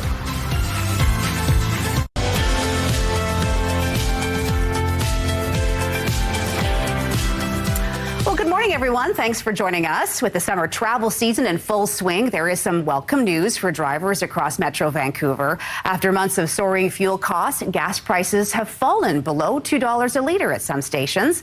Craig Krause joins us live in Surrey this morning. Good morning, Craig. And this has to be a welcome change for drivers. What kind of prices are we seeing this morning? Well, it certainly is. Good morning, Carrie. So what we're seeing right now here in Surrey is about $1.94. That's a common trend across the region right now. It was over $2 yesterday, a significant drop overnight. We're going to show you some images of some of the gas stations that we saw this morning here in the Lower Mainland. You're seeing that on your screen now. And after spending parts of the summer above the $2 mark, gas prices have started trending lower across Metro Vancouver, as you're seeing here. Analyst Dan McTagg says the decline isn't over quite yet, with prices expected to drop another $2 or 3 cents every few days if current market conditions continue. He says before the war began, gas prices in Metro Vancouver were around $1.70 a liter. For perspective, this time last year, drivers were paying about $1.77. It hasn't ended. We could see another 1 cent decrease tomorrow. So today's the day to fill up. Tomorrow, it's hard to say where markets are going to go. We can see firmly 2 days ahead, but it looks like there's not much change coming for Sunday all the way to next Wednesday unless something dramatic should happen. And Carrie, the Lower Mainland is not alone in this. We are seeing significant drops across the country right now. McTagg tells me that the average price of fuel this morning is around $1.60. Again, quite less than we're seeing here in Metro Vancouver. And he tells me, will this stick, though? That's the big question that he is wondering as well. And that is something we'll have to see as we move forward here in the month of August. Carrie? In the meantime, fill up while you can. Thanks for that, Craig. Yeah. Well, more heartbreaking stories are emerging from BC's wildfire zones. In the Okanagan, a couple who lost their home to the Bradley Creek wildfire are trying to figure out what comes next. This is what is left of Bill and Kelly Richards' home, reduced to a pile of charred metal and ash. Their home is among the more than 200 that have been destroyed near the community of Vernon. Still, the Richards consider themselves lucky because they still have their dogs and each other. That's about the only comfort we got, is sticking together and staying as a family unit. As the wildfire continues to burn, most of the thousands under evacuation order haven't been able to check on their properties because the area ravaged by the fire is still not safe. Meanwhile, the wildfire burning in Belcarra Regional Park is now considered held, and evacuation orders and alerts have been rescinded. One woman living nearby says the fire hit close to home as 2 of her children were among the firefighters battling the flames. Like, you're worrying about the fire, but you're also worrying about the kids, and this is the first time they've ever been part of any kind of wildfire. The fire prompted 2 homes to be evacuated and 35 properties to be placed on evacuation alert in Anmore. Crews remained on scene for much of Thursday, dousing hotspots. The cause of the fire is still under investigation. And Premier David Eby has personally welcomed a new team of crews from Mexico to help in BC's wildfire fight. He's also facing criticism from the opposition about not addressing the public about the wildfire situation earlier. You know, the buck stops with the Premier. Frankly, that the last thing that wildfire fighters need when they're facing down a wall of flame is for the Premier to show up to hold a press conference. They need to focus on life response. Eby was also asked why he hasn't declared a provincial state of emergency. He says local ones are currently sufficient. Well, a blistering heat wave is gripping parts of Europe. Italy placed all of its major cities under the highest heat alert Thursday. The heat also set a national temperature record in Austria. It's fueling wildfires in France and disrupted energy and transport systems across the continent. The extreme weather has pushed temperatures above 40 degrees Celsius in several countries, prompting health warnings for millions of people. Well, trade is still dominating talks with our neighbors south of the border as the clock ticks down to the latest round of U.S. tariffs on Canadian goods. Will we get all of that by the 19th of August? We'll see, but we want to have pathways in order to get that. Canada-U.S. Trade Minister Dominic LeBlanc and Janice Charette, her country's chief trade negotiator, met with U.S. Trade Representative Jameson Greer in Washington yesterday. LeBlanc posted on social after the meeting saying they had a constructive and detailed discussion. That's in contrast to comments made by U.S. President Donald Trump a night earlier where he called Canadian leadership nasty while boasting about U.S. tariffs. In response, Prime Minister Mark Carney said no matter what adjective is used, Canada is standing up for Canadian workers. Well, U.S. President Donald Trump, meanwhile, says he believes the war with Iran could end soon as he acknowledges the U.S. military is facing shortages of some weapons. I think it's going to end pretty soon. I don't think they can go much longer. Fortunately, I built up so much during my term. I rebuilt the military and also loaded it up with a lot of stuff. And we have certain types of munitions that are very powerful. That we have unlimited, virtual unlimited supply. We have others where it's a little bit tighter. A report from Reuters says the U.S. Army used up much of its stockpile of long-range missiles during the 5-month war. When asked about stockpiles, Trump said the U.S. has plenty of some weapons, but admitted supplies of others are limited. He added that defense companies are expanding production, including for Patriot and Tomahawk missiles. Well, a hiker is recovering this morning after a miraculous rescue on Vancouver Island. He was unprepared and alone, trapped in the wilderness for nearly 4 days before emergency crews finally got to him. This was the incredible scene Thursday. 25-year-old Keshav Jindal being stretchered to a waiting ambulance. He was discovered by a helicopter team, stranded on the edge of a cliff in Strathcona Park. Crews believe Jindal tried taking a shortcut down to a lake when he was waiting for his friend to return from summiting Mount Albert Edward on Monday. If you zoom in, you can see that it's pretty steep cliffs. We're not sure how he got in there. Very lucky. Stay where you were. It's a lot easier to find you if you stay where you say you were going to be. Well, the rescue team says Jindal was left with significant injuries after a fall and is also suffering from being exposed to the elements for a number of days. He's been airlifted to a trauma center. Well, some world-class entertainers are coming to Victoria this weekend to help celebrate BC-born artist David Foster and his charity foundation. And that means things around BC's capital city are going to be busy. A free star-studded concert will celebrate the 40th anniversary of the David Foster Foundation, which helps raise funds for families with sick children. The concert at Victoria's Inner Harbour will feature performances from CeeLo Green, Josh Groban, and Foster's wife, American Idol alum Catherine McPhee. Several roads in the area are closing for the concert. For example, a stretch of Belleville Street shut down this morning and won't reopen until Sunday at noon. Well, Barbra Streisand is adding to her already full slate of talents with a children's book. It's called And By the Way. That's a nod to a song on Streisand's Lazy Afternoon album, inspired by her role as a grandmother. The story follows a grandparent and a grandchild on a playful day of splashing, exploring, and discussing life lessons. The book is set to be released March 30th, 2027, so just next year. Yeah, there you go. Interesting, yeah. Something new for Babs. Absolutely, and there's not much she hasn't done already, right? So, oh, no kidding. Yeah, or she could turn it into a kid's sort of educational book or spelling book. People, P-E-O, people. Let's go back to the way we were. Yes, there you go. Okay, thank you. Yeah, I agree with you right there. All right, let's get to your weather. CTV weather brought to you by the BC Lions Fan Fest game. It takes place tomorrow, 4 o'clock kickoff against Hamilton. Celebrate with pre-game Disney characters, face painting, and free weekday P&E entry with every ticket. Tickets at bclions.com. Yeah, feeling good about the game, too. Come off that momentum with a big win last week.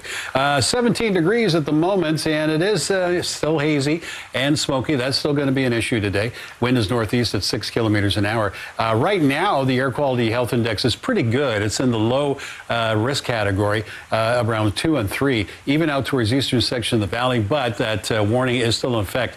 Yellow air quality warning, too, for much of Metro Vancouver, also up through Howe Sound and into Whistler today. And eastern sections of the valley, it'll fall under that orange warning, which is very high health risk with the air quality there. Port Hardy will be 19 today with some drizzle. We'll get mostly sunny day down the east side of the island, 27 to 28 in Nanaimo, 31 in Port Alberni if you're heading inland, and then 20 out at Tofino, Ucluelet, and 24 in Victoria. Sunshine Coast, mainly sunny, your highs of 25. And you do have that air quality warning, too, now up through Squamish and Whistler, 29 in Whistler today. And here for the lower mainland, we're still under that air quality warning, and temperatures will stay around 23 to 28 degrees when you head inland. So your day ahead, it looks like this, and then that humidex is going to make things feel even warmer, anywhere from about 28 to 33, and be sunny and hazy through most of the day. May clear up a little bit this evening, and then we'll start the day with more cloud and then sun coming later. So we've got more of the 5-day forecast coming up later, too. Carrie. Thank you, Mark. Well, to a massive judgment now against the parent company of Instagram and Facebook over online security. Meta has been ordered to pay more than $500 million to address harms to young people on its platform. Here's ABC's Sophie Flay. In a landmark ruling, a New Mexico judge has ordered Meta, the parent company of Facebook and Instagram, to pay $567 million after the company was found liable for helping fuel the state's youth mental health crisis. That's in addition to the $375 million a jury ordered Meta to pay earlier in the case, bringing the total to nearly $1 billion. Most of the money will go toward mental health and addiction treatment services. The case stems from a lawsuit by New Mexico's Attorney General, accusing Meta of misleading the public about the safety of its platforms and failing to protect children from online predators. In every one of the documents that we've gone through, Meta saw what was happening to kids. Meta's lawyers pushed back. Meta isn't hiding anything about the risks of the platforms. It discloses them everywhere. The ruling says Meta intentionally used features such as endless scrolling, autoplay, notifications, and content recommendations to keep users on its platforms longer. Finding those features played a role in higher rates of depression, eating disorders, and suicide risk among young people. The court also said the platforms contributed to child sexual exploitation. What the judge is saying is Meta is like a factory that pollutes, and the pollution is the sexual exploitation and the mental health harm. Meta vowed to appeal, writing, "We work hard to keep people safe on our platforms and have been transparent about the challenges of identifying and removing bad actors and harmful content. We remain confident in our record of protecting teens online." Sophie Flay, ABC News, New York. Well, some Gen Z adults are showing up to job interviews with a +1, mom or dad. You can help coach from the sideline, but you can't step on the field, right? Well, is career co-piloting the new helicopter parenting? Coming up in the next half hour, we're going to break down the trend that's raising eyebrows in offices.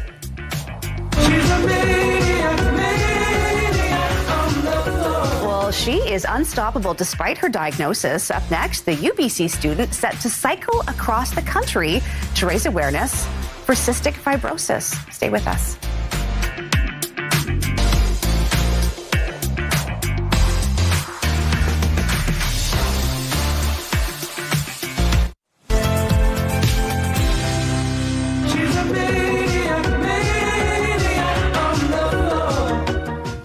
Four-year-old Emma Fontaine is gearing up for a big challenge, cycling across Canada to raise awareness about cystic fibrosis. She's already completed 2 marathons, an ultra marathon, and a second Ironman just this past weekend. Quite remarkable when you consider the UBC student was told by doctors as a child that she would need a lung transplant by her 30s. Emma joins us in studio this morning. Good morning. Good to see you. Good to see you too. And no lung transplant, still your lungs. Yeah, still doing good. Quite incredible. Wow. And congratulations on completing the Ottawa Ironman over the weekend. It was a downpour, I understand, so not great. How does it feel going from being a Make-A-Wish kid and accomplishing all that you've accomplished so far when it comes to athleticism? I think it's just really surprising for me. That's something I never could have considered doing in my childhood. And I've had periods where where I was doing pretty bad, like my lungs capacity was really bad. But seeing this now, I'm honestly impressed. Yeah, so you did the Ottawa Ironman. You already have this other challenge that you're gearing up for, which is a big one. You are going to be cycling across country in 2027. Yep. So, and this is to raise awareness for cystic fibrosis. Yep. So what's the inspiration here? I think the message behind is really that the limits we put on ourselves are much more mental than they're physical.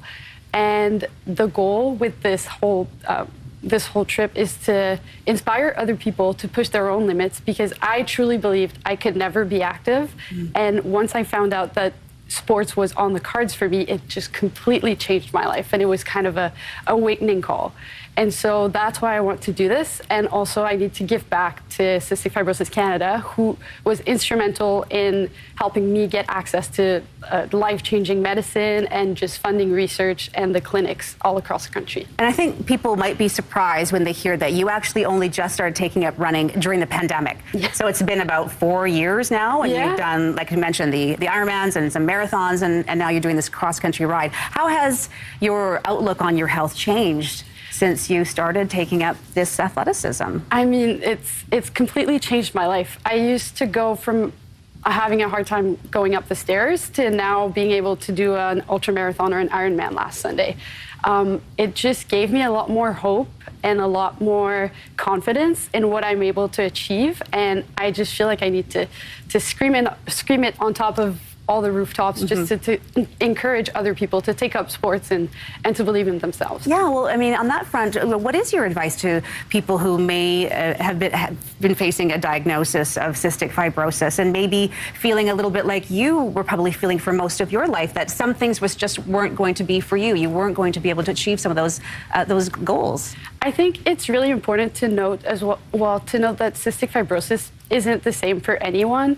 When my lungs capacity were at 55, 60%, and you'd have told me, like, go out for a run, I probably would not really have liked that. But it's that idea that we're stronger than what we think, and don't let those setbacks take you away from trying to push yourself in the future when you're doing better, because it comes in waves, it's fluctuations, and don't let that idea kind of pull you away from trying. So just try. And is it, with the disease, are you able to increase your lung capacity the more that you do? Is that what's happened for you? That's what happened for me. So before I picked up running, I was constantly between 65 and 70% lung capacity, and now I'm always hitting 85 to 95%. Oh, incredible. Good for you. Okay, so let's talk about this cross-country journey. You're going to be it's next year. Where are you starting from? Where are you going to be going? Victoria to St. John's. Nice. The full thing. Wow, fantastic. You've already raised more than $70,000 for cystic fibrosis. Do you have a goal with the ride? Yeah, I want to raise $150,000 for this one. Well, incredible. We'll be following your journey. Thank you so much for joining us. Emma Fontaine, congratulations. Thank you so much. Can't wait to see how it goes. Absolutely, you're welcome. Well, most people take hours to solve a Rubik's Cube. There's a Burnaby kid that can do it in seconds. Yep. Doesn't even have to take the stickers off. Coming up in the next half hour, you're going to meet the young speed cuber preparing to compete in BC's Rubik's Cube Championships. Stick around for that.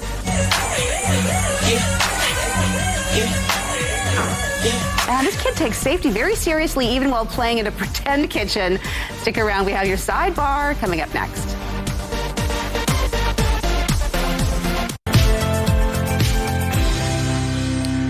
All right, it is 7:53. Here is your Friday ahead. It's going to be sunny and hazy again, too. We're still under that air quality warning. And then today we'll reach 23 to 28 degrees inland. It's going to feel warmer than that with the humidex. And then a clear night tonight. And then heading into the weekend, it's about the same. We'll have some cloud tomorrow morning, clearing into the afternoon. And hopefully Sunday, Monday, and Tuesday getting a little clearer. And not necessarily warmer, but 22 is about average for this time of year. So overall, not bad besides the smoke and the haze. We're doing pretty good. All right. Perfect. You know, I was in Squamish yesterday. Not a lot of smoke out there. Yeah. Oh, interesting. Well, they're under a warning today, though. Oh. So, yeah. You're under warning. You've been lucky, I guess. You've been warned. Watch yourself. Yeah. All right. Well, it's time now for your sidebar.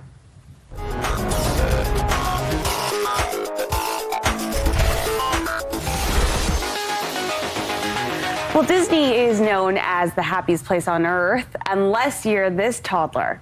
Aria's first ride.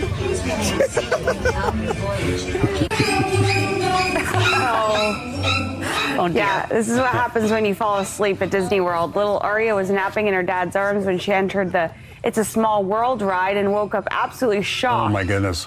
Can you imagine? Because there's so much to see. It's so, it's dark in there with, bright characters and lights. Yeah.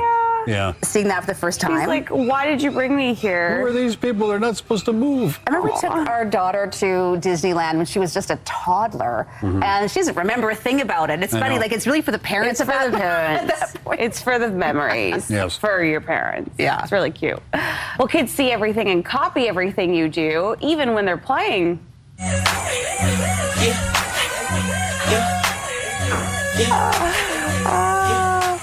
So it's all fun and games until the smoke alarm goes off. Of course, this little girl is waving a pillow at the alarm, just like her mom does. Oh yeah, this is what you do.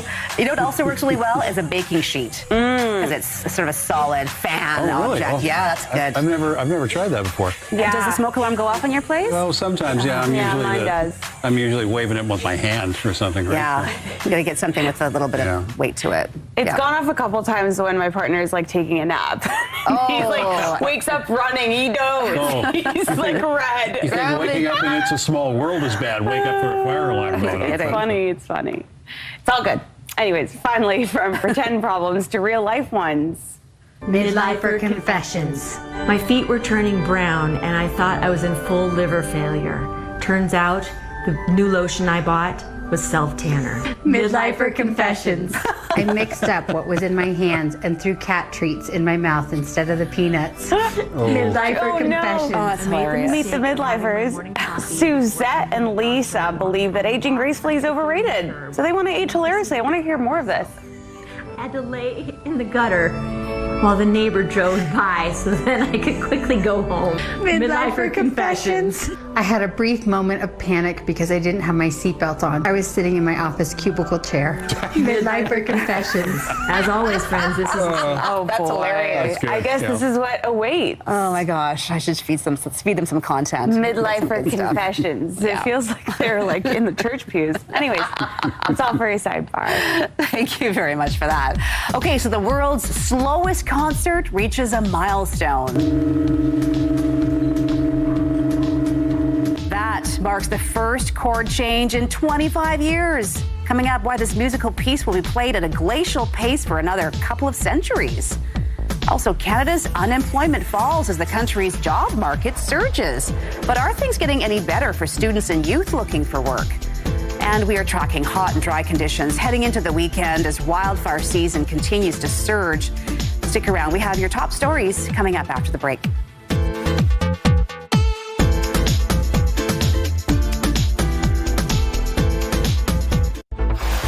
It's hard to even describe it. It's just like a big pile of burnt stuff. Residents whose homes were destroyed by the Bradley Creek wildfire wonder what comes next as BC's wildfire situation remains volatile. Oh, they're traumatized. They've seen everything going up in flames. Residents of a fire-damaged Chilliwack apartment building look for somewhere else to go after flames forced them out. And gas prices down. How much you're paying at the pump this morning and how long this little bit of relief is going to last.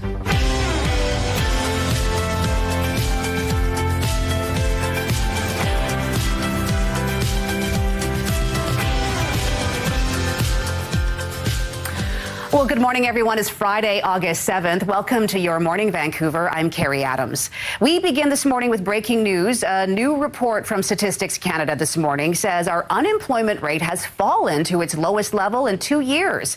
Our Kamal Kermali joins us this morning from the National Newsroom in Toronto. Good morning, Kamal. So let's dig into these numbers. We are seeing Canada's unemployment rate continuing to drop. Where are the jobs being added across the country? Right, Carrie, this is news that many people have been waiting years to hear, that the unemployment rate is dropping as the employment rate increases, more jobs being added to the labor force across the country. Now, as you mentioned, we are seeing the employment rate increase 0.4%. 75,000 jobs were added to the labor workforce, and that is a shocking number because economists had initially predicted a roughly 15,000 job bump, but it ended up being much more than that. 75,000 jobs added to the labor force for the month of July, and the unemployment rate now dropping 0.1% down to 6.4%. It doesn't seem like a huge drop, but when you put it all together, it's the third straight month where it's fallen. So it looks like the economy is bouncing back a little bit. Canada's unemployment rate overall, you can see it on the top right of your screen here, 6.4%. But BC, I want to point it out, now at 6.2%. So the unemployment rate in British Columbia continuing to drop. We also saw a pretty big bump in BC in terms of jobs added for July. 18,000 more jobs added. And where are these industries and sectors where more employment is being added, more jobs are being added? Well, retail trade, I want to point that out to you, tops the list.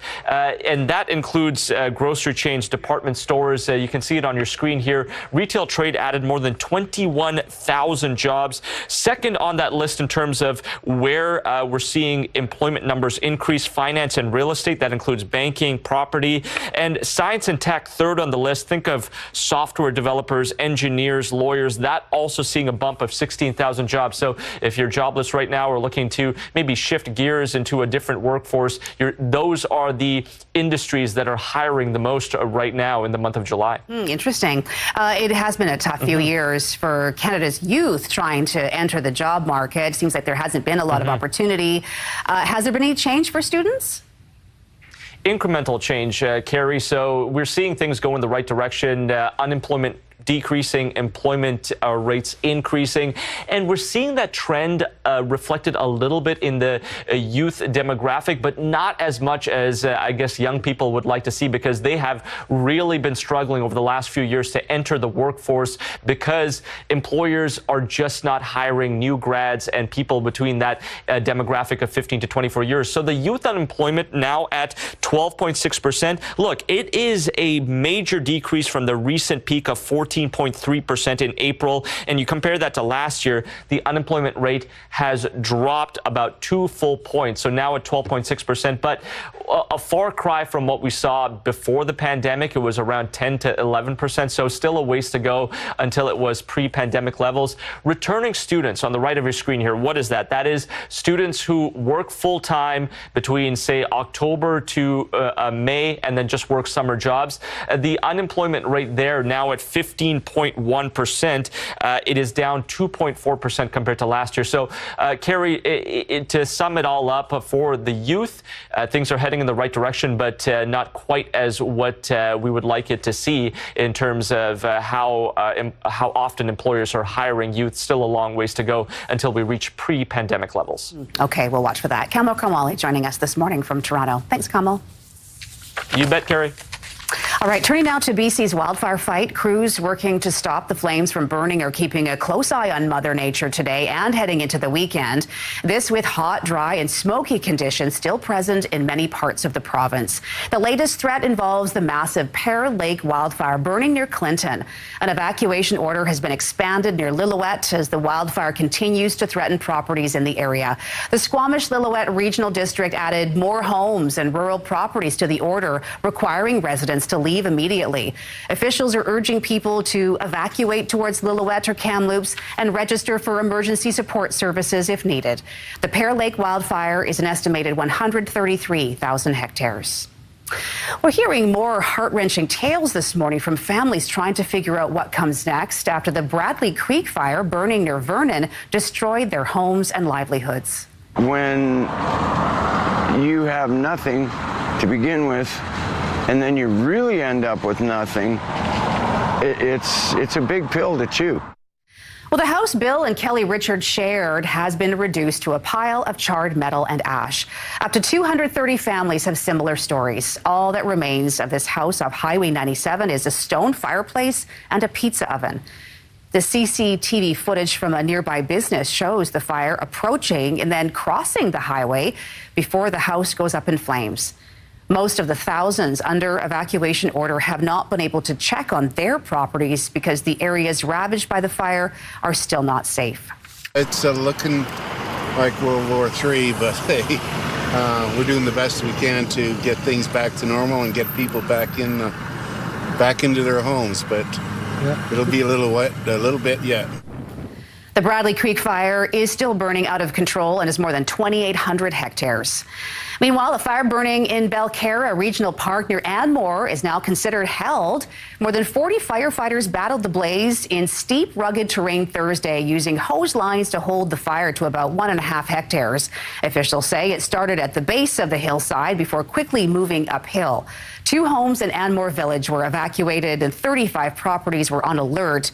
Those have now been rescinded. Viva Mexico! Viva! Viva Canada! Viva! Welcome. Thank you for coming. And 200 more firefighters from Mexico have arrived in Abbotsford to help in BC's wildfire fight. It's the second wave of Mexican wildfire fighters to arrive in BC this week. On Monday, 100 of them arrived in Abbotsford. These crews are part of 600 wildfire fighters coming to BC from other provinces and countries.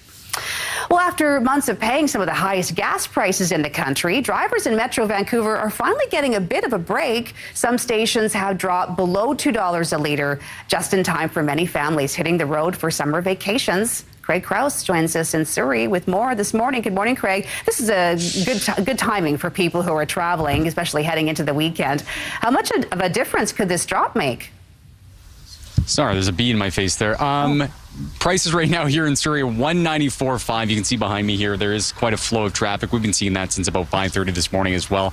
Last night prices across the Lower Mainland are about just over $2 per litre. That has significantly declined over the last several hours. And I did speak to gas analyst Dan McTagg this morning. He is telling me that this is all due to the war. Take a listen to this. There's hope by traders that, in fact, there might be some resolution on the closure of the Straits of Hormuz between Oman and Iran. That isn't a perfect solution, but it's better than what the markets have seen. Now, we've been here before. We have seen $1.93, and you saw that exactly a month ago.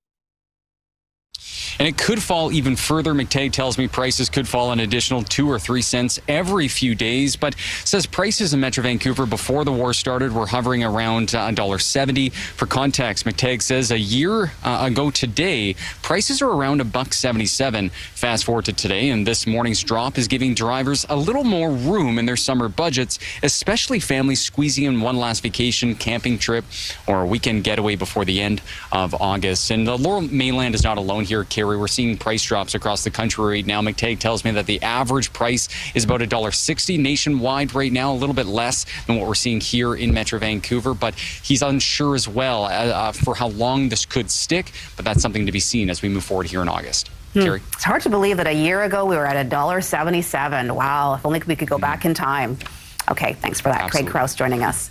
Well, people needing overnight medical care in Mission this weekend will have to travel out of town to get it. It is a trend that will be reoccurring for a while. Fraser Health says the emergency room at Mission Memorial will be shuttered every night this weekend. The closures go from 5 p.m. to 8 a.m. the next morning. These are just a few in a series of planned overnight weekend closures set to hit the hospital this month and the next.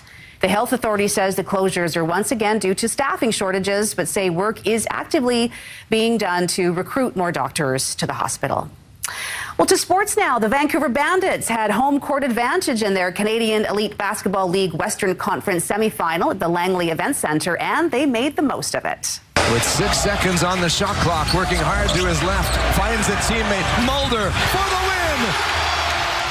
Michael Mulder getting the game-winning bucket for the Bandits, who defeated the visiting Edmonton Stingers 92-83. With the win, the #1 seed Bandits move on to the Western Conference Final, where they'll host the Winnipeg Sea Bears on Saturday. Good luck. Well, there has been an exciting development in the world's slowest concert. A small organ in Germany has been playing a piece of music by composer John Cage for nearly 25 years.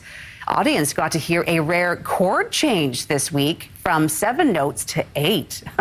Well, this marks the completion of 4% of the 639-year performance, set to end by the year 2640. Wrap your head around that. No kidding. Do I even ask if there's lyrics to that song? And would you even be able to understand them? Because if they are, they're going to be sung real slow. Oh, wait, I got to go back and rewrite a piece. Can you wait another, 100 years or something? That's pretty incredible. A chord, everyone's there with their phones out for the chord change. Yeah, exactly. You thought you thought the 3/4 chord change was good, right? It's been going on for years. Incredible. I know. That's crazy. All right. Anyway, I guess not sold out. Let's get to your weather. CTV weather is brought to you by Destination Cultus. Unleash the fun at Destination Cultus, BC's best water and theme parks. It's looking pretty good outside. We're seeing some blue sky, but we're also seeing that haze come back, and the smoke will come back too. It's 17 right now, and the wind is out of the northeast at 6 kilometers an hour, and we're still under that yellow air quality warning for much of Metro Vancouver, now including up through Howe Sound, Squamish, and Whistler, and it is still in the orange category for eastern sections of the valley. That includes Chilliwack, Agassiz, and also Hope. The air quality right now is not bad. It's in the low risk range right now, bordering on the moderate, 3 and 2, but it will increase, I think, later time. We'll get back up to the moderate range, and it is going to be in the poor and very poor category once you get out toward the valley. So here's your Friday ahead. It'll be sunny and hazy through most of the morning and the afternoon. We'll reach 23 near the seaside. That's going to be 28 degrees inland. With the humidex, it's going to feel even warmer, anywhere from 28 to 33. And a mostly clear night tonight, but a little bit more cloud building in by tomorrow morning. But then we'll see some sun. We'll see some more smoke through the week, too. Got details on that in the 5-day. That's coming up soon. Carrie. Well, it will be the end of an era this weekend when the Canadian snowbirds, as we know them, take their final flight in the Lower Mainland. The snowbirds debuted here at Canada's National Air Show in 1971. Well, so much history with this iconic aerial performance team. We'll tell you where you can catch one of their final shows and how they're preparing for it. We'll have that a bit later. But first, this is fun. Vancouver's hosting BC's Rubik's Cube Championship this weekend. After the break, we're going to talk to a young local competitor about what it takes to prepare for the puzzle playoffs. We're back in a moment.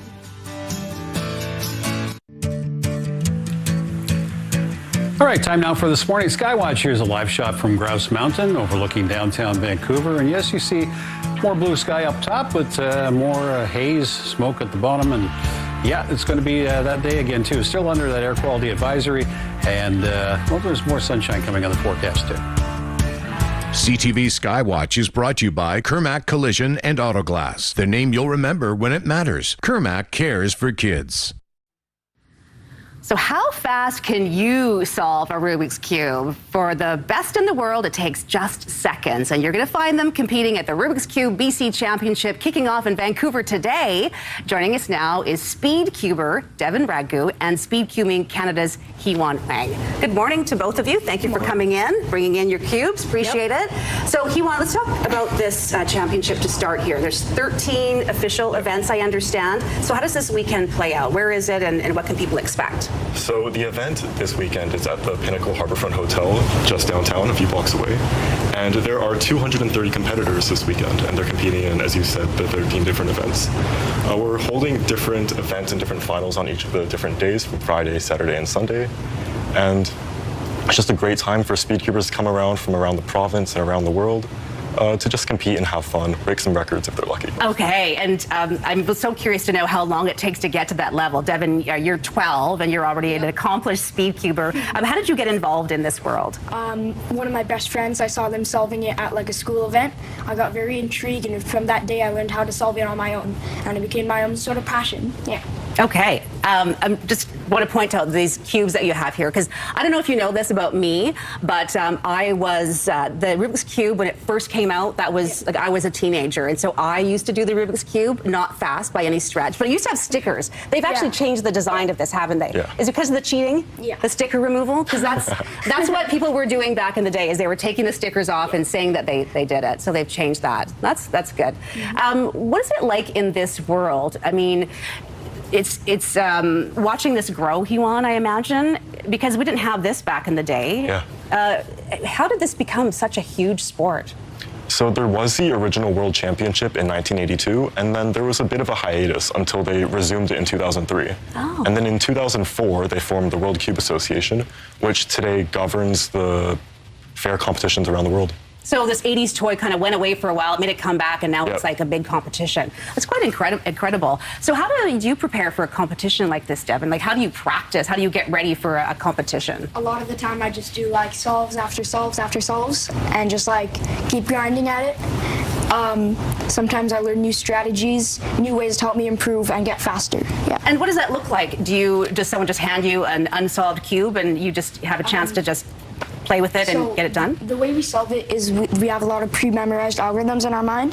So some of those algorithms are faster than the others, and each method that contains algorithms sometimes are slower, some are faster. Okay. And I'm always trying to learn the faster ones to get faster and so you are.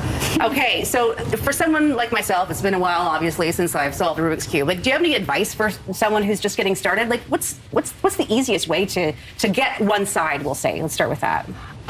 Well, you always start on the white layer. Oh. So you're always trying to make all the white layers on all the white pieces on one side. Okay. Yeah. And once you get that, then you can move to the other side. Then you just keep building off of that, going layer by layer. Okay. Until you solve it. Okay. Well, we want to see you in action. What's your fastest time, by the way? I have like a 3-second solve I got at home, but in competition, I have a 6-second solve. Okay. Well, we're going to get you do one right now. So tell us how you're going to do this. You start on this pad. It's kind of like it's the timer start? All right, yeah. Okay, so you tell me when you're ready to go. Okay. Talk us through it here. Okay, so I'm going to do the 3x3. Okay. So right now I'm looking at the pieces. You get to analyze this? Yeah. This is part of competition. You're allowed to check it out? Okay. I'm trying to look how I could solve these 4 pieces right here. Okay. Yeah. You put it down. Go.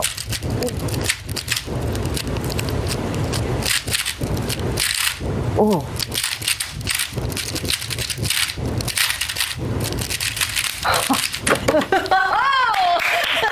That was really fast.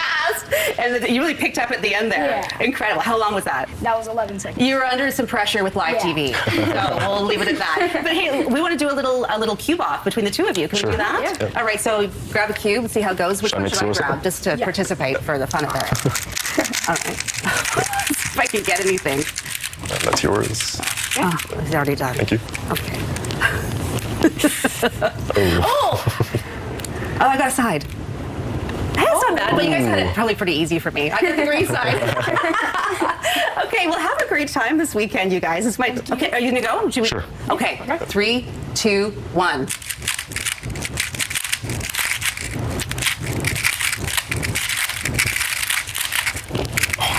Nice.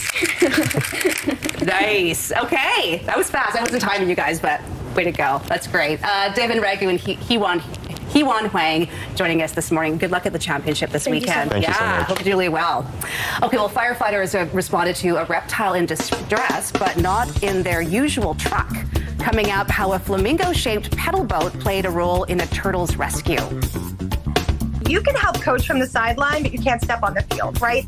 Well, a growing number of parents are trying to manage their adult children's professional lives, how career co-piloting is reshaping Gen Z jobs. Share your perfect morning brew with CTV and One Coffee. Snap a photo of your go-to morning beverage alongside your morning view, whether it's a latte with a city skyline, a bold espresso in your backyard, or your favorite dark roast in your cozy home. Submit your photo online at ctvvancouver.ca or scan the QR code for your chance to win a One Coffee prize pack complete with a Keurig machine and delicious One Coffee pods. Good luck.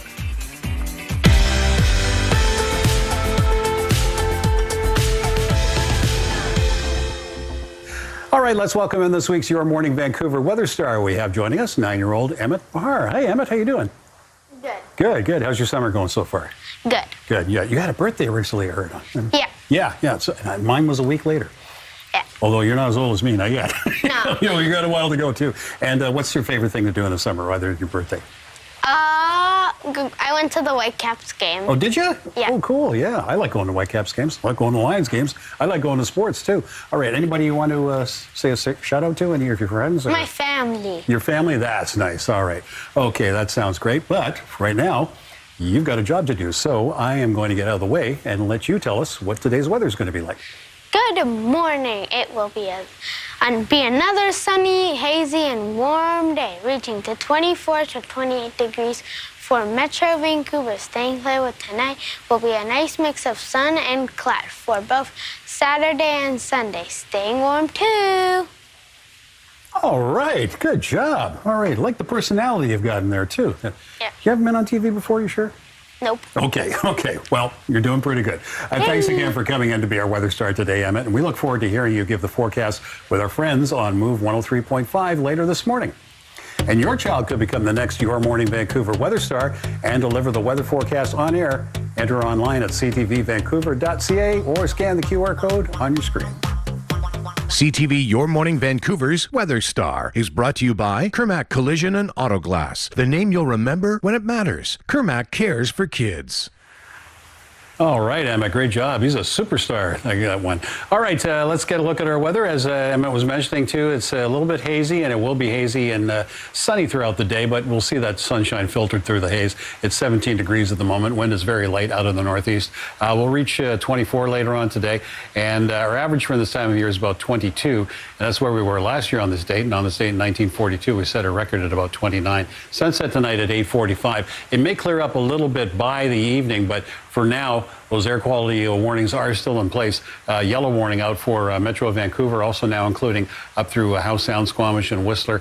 And the orange out in the eastern sections of the valley, and that's a very high air risk quality, and up through Kelowna, Kamloops, and down through the Thompson as well, and pretty much the rest of the province in the Kootenays and up towards Fort St. George is all still under that air quality warning, that yellow warning too. So we're seeing that smoke again through Kelowna and Kamloops today, with highs into the 30s. Risk of thunderstorms in Prince George and Fort St. John, some drizzle up in Prince Rupert. Massa will see a mostly cloudy day and mostly sunny in Bella Coola. For us, yeah, like I said, the smoke, the smog, and then it will get a little cloudy though later this morning, and then the cloud will be there later this evening, and then the cloud will be there tomorrow morning. There you go. And into the afternoon, it'll start to clear away too. And hopefully we'll see less of that smoke and that haze. Port Hardy gets a little drizzle this morning and highs of 19. It's 27 in Campbell River and Comox today. It will hit 28 in Nanaimo. Into Port Alberni, 31. 20 out of Tofino and sunny, and also sunny in Victoria today with highs of 24. Sunshine Coast, you'll be mostly sunny and highs of 25. You do have that air quality warning up for Squamish and Whistler today. It'll be 29 in Whistler Village, and air quality warning still in effect for much of the lower mainland. 23 near the water. It's going to be 28 degrees inland. Our 5-day.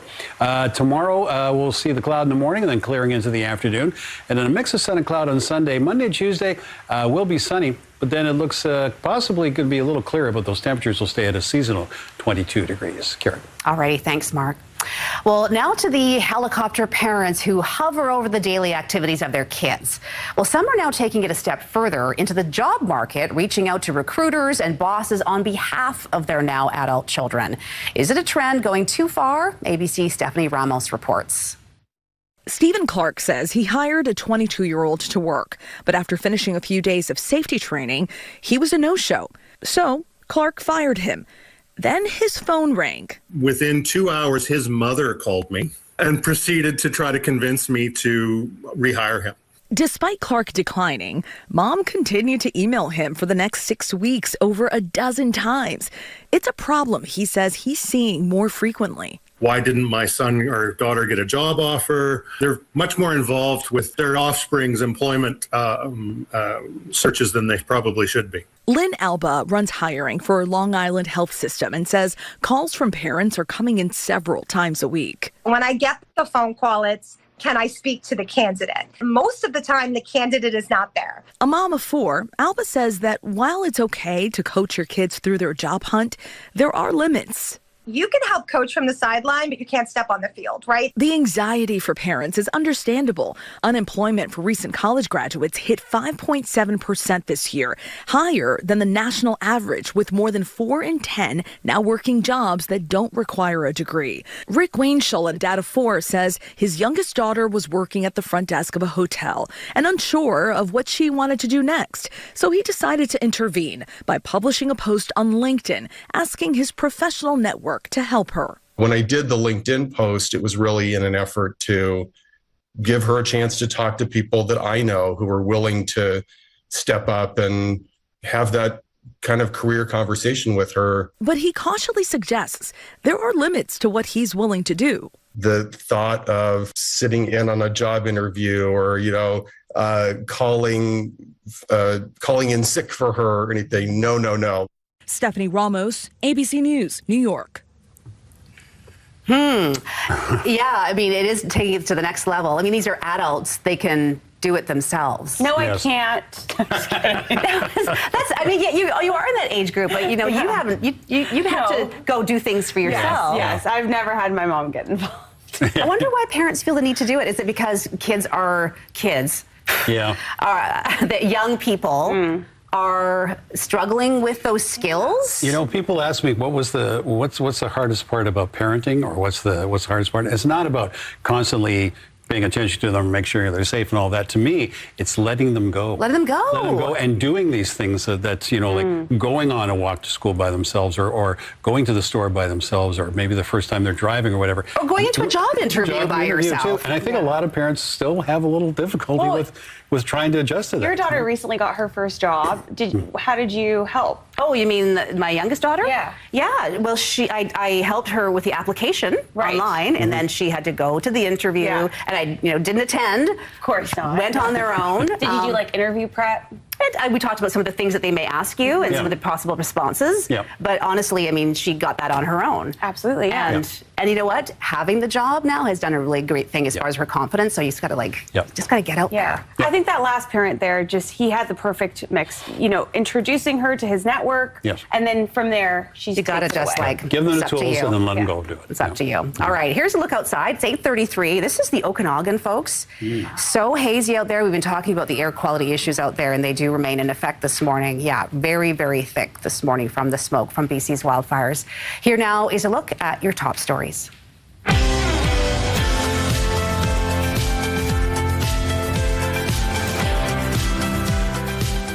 And we'll have the latest on the wildfires in a moment. But first, with the summer travel season in full swing, there's some welcome news for drivers across Metro Vancouver. After months of soaring fuel costs, gas prices have fallen below $2 a litre at some stations.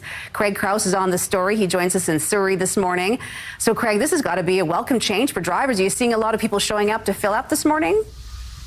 Oh, sure. We definitely have. This morning, we've seen a steady flow. We're seeing a few behind us right now. We've been here since 5:30, and people are trying to beat these prices as they've significantly dropped overnight. Right now here in Surrey, it's about $1.94, common trend across the Metro Vancouver region right now, and really across the Lower Mainland as well. We're going to bring up some images here of what some pumps looked like this morning. So after spending parts of the summer well above the $2 mark, gas prices have started trending lower across Metro Vancouver. Analyst Dan McTague says the decline isn't quite over yet, with prices expected to drop another 2 or 3 cents every few days if current market conditions continue. He says before the war began, gas prices in Metro Vancouver were around $1.70 a litre. For perspective, this time last year, drivers were paying about $1.77. We'd see another 1 cent decrease tomorrow. So today's the day to fill up. Tomorrow, it's hard to say where markets are going to go. We can see firmly 2 days ahead, but it looks like there's not much change coming for Sunday all the way to next Wednesday unless something dramatic should happen. And it's not just here in the Lower Mainland that we're seeing significant drops. We're seeing it really from coast to coast to coast right now. The national average is about 160, a little lower than what we're seeing here in Metro Vancouver right now. But the big question now is, will it stick? And Dan McTague says it's unclear. Carrie? So fill up while you can. Okay, Craig Krause joining us live this morning. Thank you. Well, to the latest now on BC's wildfire fight. Police are now looking for witnesses as they try to figure out what caused a fire in Belcarra Regional Park. The fire is now considered held. More than 40 firefighters battled the blaze in steep, rugged terrain Thursday using hose lines to hold the fire to about 1.5 hectares. Officials say it started at the base of the hillside before quickly moving uphill. 2 homes in Anmore Village were evacuated and 35 properties were on evacuation alert. Those have since been rescinded. The situation hitting especially close to home for one woman who says two of her children were among the crews battling the fire. Like, you're worrying about the fire, but you're also worrying about the kids, and this is the first time they've ever been part of any kind of wildfire. Police are asking anyone who has video footage from areas in and around the park to come forward. Well, in the Okanagan, a couple who lost their home to the Bradley Creek wildfire are trying to figure out what comes next. And this is all that's left of Bill and Kelly Richards' home. It's been reduced to a pile of charred metal and ash. Their home is among the more than 200 that have been destroyed near the community of Vernon. Still, the Richards consider themselves lucky because they still have their dogs and each other. That's about the only comfort we got is sticking together and staying as a family unit. As the wildfire continues to burn, most of the thousands under evacuation order haven't been able to check on their properties because the areas ravaged by the fire are still not safe. Well, a rescue operation in Colorado saw crews ditch their fire truck and hop aboard a foul-looking vessel. Well, a video posted to social shows the crew using a flamingo pedal boat to rescue a snapping turtle that was caught in a fishing line. It was a joint effort involving local police and animal protection officers. Luckily, the turtle was untangled and taken to a local wildlife rehab center. Now, that is a very unusual rescue boat there. Well, a major fall changed her life for the good and the bad. I've liked the person that I've become because of the challenges that I've faced. Well, later in the Sawatsky sign-off, Adam explains how a Vancouver woman who suffered a workplace accident found more than one silver lining in a shattering situation. But first, the Vancouver Art Gallery is shining a spotlight on artists making their mark on the city. And up next, we're going to sit down with one of those artists and the gallery CEO to talk about the Vancouver Now series. We're back in a moment.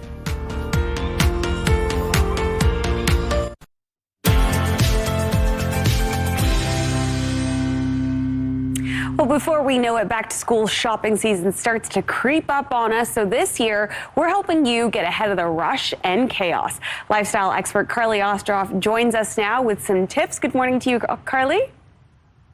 Good morning. Thanks for having me. Thanks so much for being here. So, Carly, where does your family like to start their back to school shopping?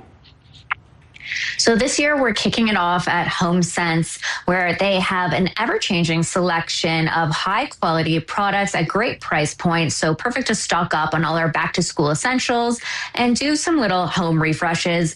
For our kids, we really like to focus on these personalized touches. My son loves blue. I got him this great sheet set for just under $30. My daughter is in her pink era, so I grabbed her this great wall art for just under $20 and paired it with this pillow set for under $40.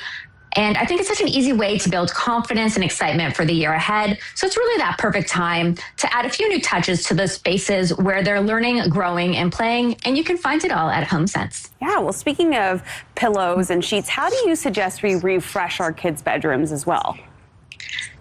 So one thing we wanted to add, especially with the air quality as it is, were these Honeywell Mini HEPA tabletop air purifiers, which are the ultimate air purifying solution for small spaces like bedrooms and dorm rooms.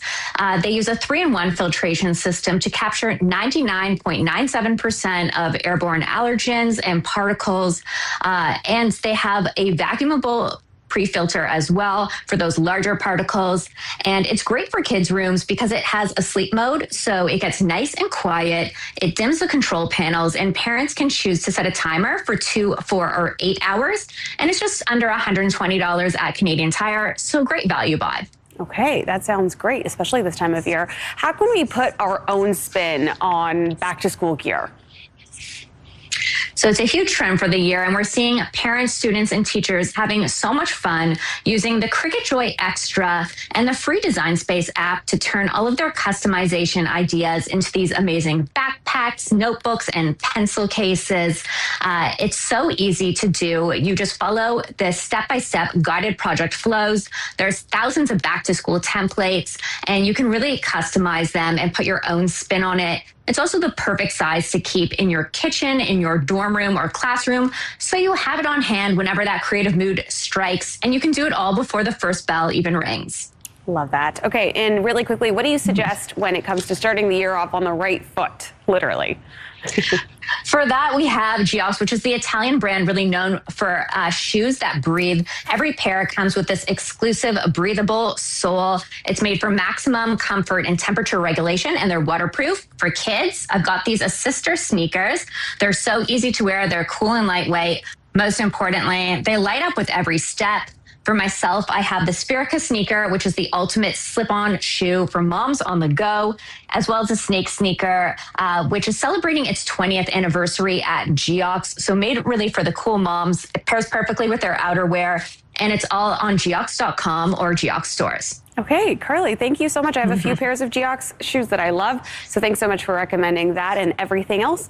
And we'll see you soon. Back to school shopping. Sounds good.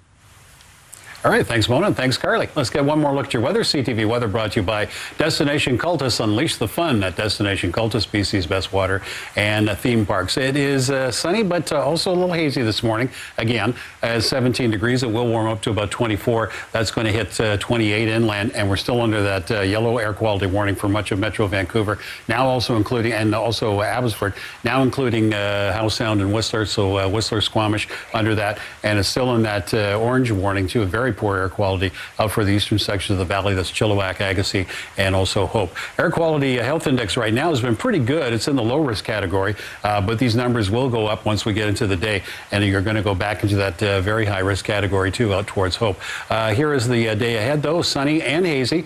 We'll see 23 degrees near the water, 28 inland, with the humidex going to feel more like 28 to 33, and then clear tonight and a cloudy start to tomorrow, but we should see a nice mix of sun and cloud and a little bit more smog through the weekend. Carrie. All right. Thanks for that, Mark. Well, a new exhibition is taking over the Vancouver Art Gallery. The Vancouver Now series is highlighting local artists who are shaping the city's cultural landscape. We're joined now by one of those artists, Emily Hermant, and Eva Espini, the interim CEO and curator at large at the Vancouver Art Gallery. Good morning. Thank you for being here. Good morning. Good to see you. Okay, so Eva, let's talk about the Vancouver Now Art Series. This is the inaugural exhibition that's starting today. How would you describe the exhibit for those who are wondering? So, you know, Vancouver is home to an incredible community of artists. And Vancouver Now, the exhibition series, which opens today, really showcases the creativity that exists in this city. And we're so pleased that Emily agreed to be our inaugural artist. And when visitors come to the museum, they'll see her incredible sculptural work that looks completely different on screen than it does in real life, in the flesh. She has these incredible transformative powers to reimagine everyday materials and really create something new and something special. Okay, so Emily, let's talk more about this. You are the inaugural artist in this series. Tell us a little bit about your work. So I work mostly with discarded telecommunications and data cables that I sourced from local junkyards, local scrapyards, and then I transform them into large-scale hand-woven sculptures. Absolutely incredible. So it's kind of like a yarn, but it's basically you're using wires. And you source these from local junkyards, you say. What is that process like? Are you looking for anything in particular when you go?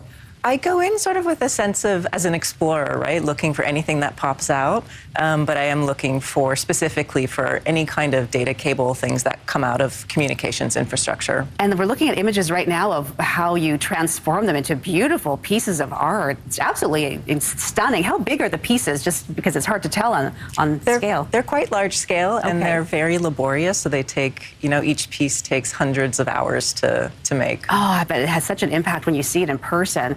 Why is it important, Eva, to have an exhibition dedicated to local artists? Well, you know, it's part of our mandate of the gallery is to showcase local artists, to really support the ecosystem here, the cultural ecosystem, the artistic ecosystem. And there's a lot of creativity in Vancouver today. And by having this platform, so at any given time, visitors can pop in and see work that is being made here in Vancouver, it's not only supporting those artists, but maybe even inspiring the next generation. Yeah, so you moved to Vancouver, Emily, 10 years ago, and you've established yourself in the city as one of the most exciting artists. How does it feel to see your work take center stage in an exhibit like this that really does have a focus on local artists? It's absolutely thrilling, to be honest, and it's such a deep honor to be able to have my first solo museum exhibition at the Vancouver Art Gallery. This is our city's premier institution, and so to be able to have this platform locally, it's really special. Indeed. And this is your first time exhibiting at the Art Gallery, so That's really, right, yeah, very special. Yeah. And so this part of the exhibition runs from now, opening today, until November, and then you'll have another artist after that. And you already have these artists lined up for quite some time. Tell us about that. We do. So we have the next 2 years planned out. So the first 5 artists of this series, who happen to all be women artists. You know, that just sort of happened as we looked around, the curators, and we found the most exciting work being made today. And it's in all mediums and all different kinds of topics. Sculpture with Emily, photography, installation, painting. And so it really gives a snapshot or a picture of the creativity in the city today. And there's so much creativity, as we can see with Emily's work. The Vancouver Now Art Series opens today at the Art Gallery, as we mentioned.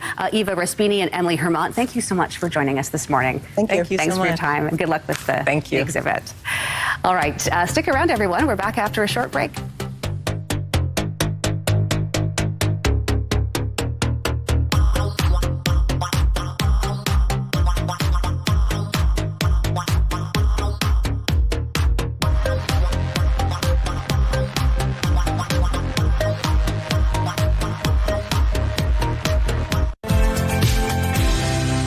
Welcome back, everyone. Have you ever seen the snowbirds fly in person? No. John. Yes. John. I was going to say John. We're talking about his son, John. Talking about my son earlier. Yeah, you flew with the snowbirds. I flew with the snowbirds. Yeah, that was an amazing experience. Fantastic. But for the last time, the snowbirds are going to fly their iconic 1960s era Canadian-made planes over the Fraser Valley. They're performing at the Abbotsford Air Show this weekend. CTV's Martin McMahon has more. From the sounds of roaring engines to the seemingly superhuman skill of the pilots, you never forget your first time watching the snowbirds. With the Tudor and the snowbirds having been traveling around inspiring Canadians for 55 years, Abbotsford's the spot where for me I first had that light go on, and now it's very special to be on the other side of that. But getting that experience of watching Canada's military aerobatic team is a limited time offer, with the snowbirds set to be grounded in October until the 2030s, not long after this appearance at the Abbotsford International Air Show. The military is replacing the iconic but aging CT-114 Tudor with a newer jet. Because it's a little bit slower and has a tighter turning radius than, say, the Blue Angels or the Thunderbird south of the border, it's just a different kind of show where we get to be able to turn tighter in front of the crowd, stay in front of the crowd a lot, and perform a lot of formation changes in loops and rolls. So that's something that I think is really unique about it. The significance of this farewell tour not lost on crew and pilots, including Major Steve Tim, who grew up in Surrey. It's a very special year, and I consider myself really fortunate to get to be a part of it. The Abbotsford International Air Show has been a part of the Snowbird story from the beginning, and so it's a fitting stop on this farewell tour. The Snowbirds debuted here at Canada's National Air Show in 1971. They are one of Canada's most recognizable symbols and one that has had a deep impact on our community over the last 55 years. The Abbotsford Air Show will run from Friday to Sunday. And even when this final tour for this aircraft is complete, the Snowbirds will fly again, but never like this. Martin McMahon, CTV News, Abbotsford. Okay, if you want to see the Snowbirds perform, they're performing 3 times this weekend. Okay. Today at 6 p.m. Where? At the Abbotsford Air Show. Right. Yeah. Right there. Right. Abbotsford Air Show, 6 p.m. Tomorrow at the same Abbotsford Air Show at 1:30, and then 4 p.m. on Sunday. They're actually closing out the air show. Yeah. Fittingly. In Abbotsford still? Abbotsford. All right. Yeah. Well, I hope they come over here. Yeah, it's hard to know how big of a loop they do, but hopefully people get a chance to see them. Well, a debilitating accident and dismal diagnosis turned the life of a Vancouver woman upside down. Adam found out how she was able to turn the grief into gratitude on this morning's Encore Sawatsky sign-off.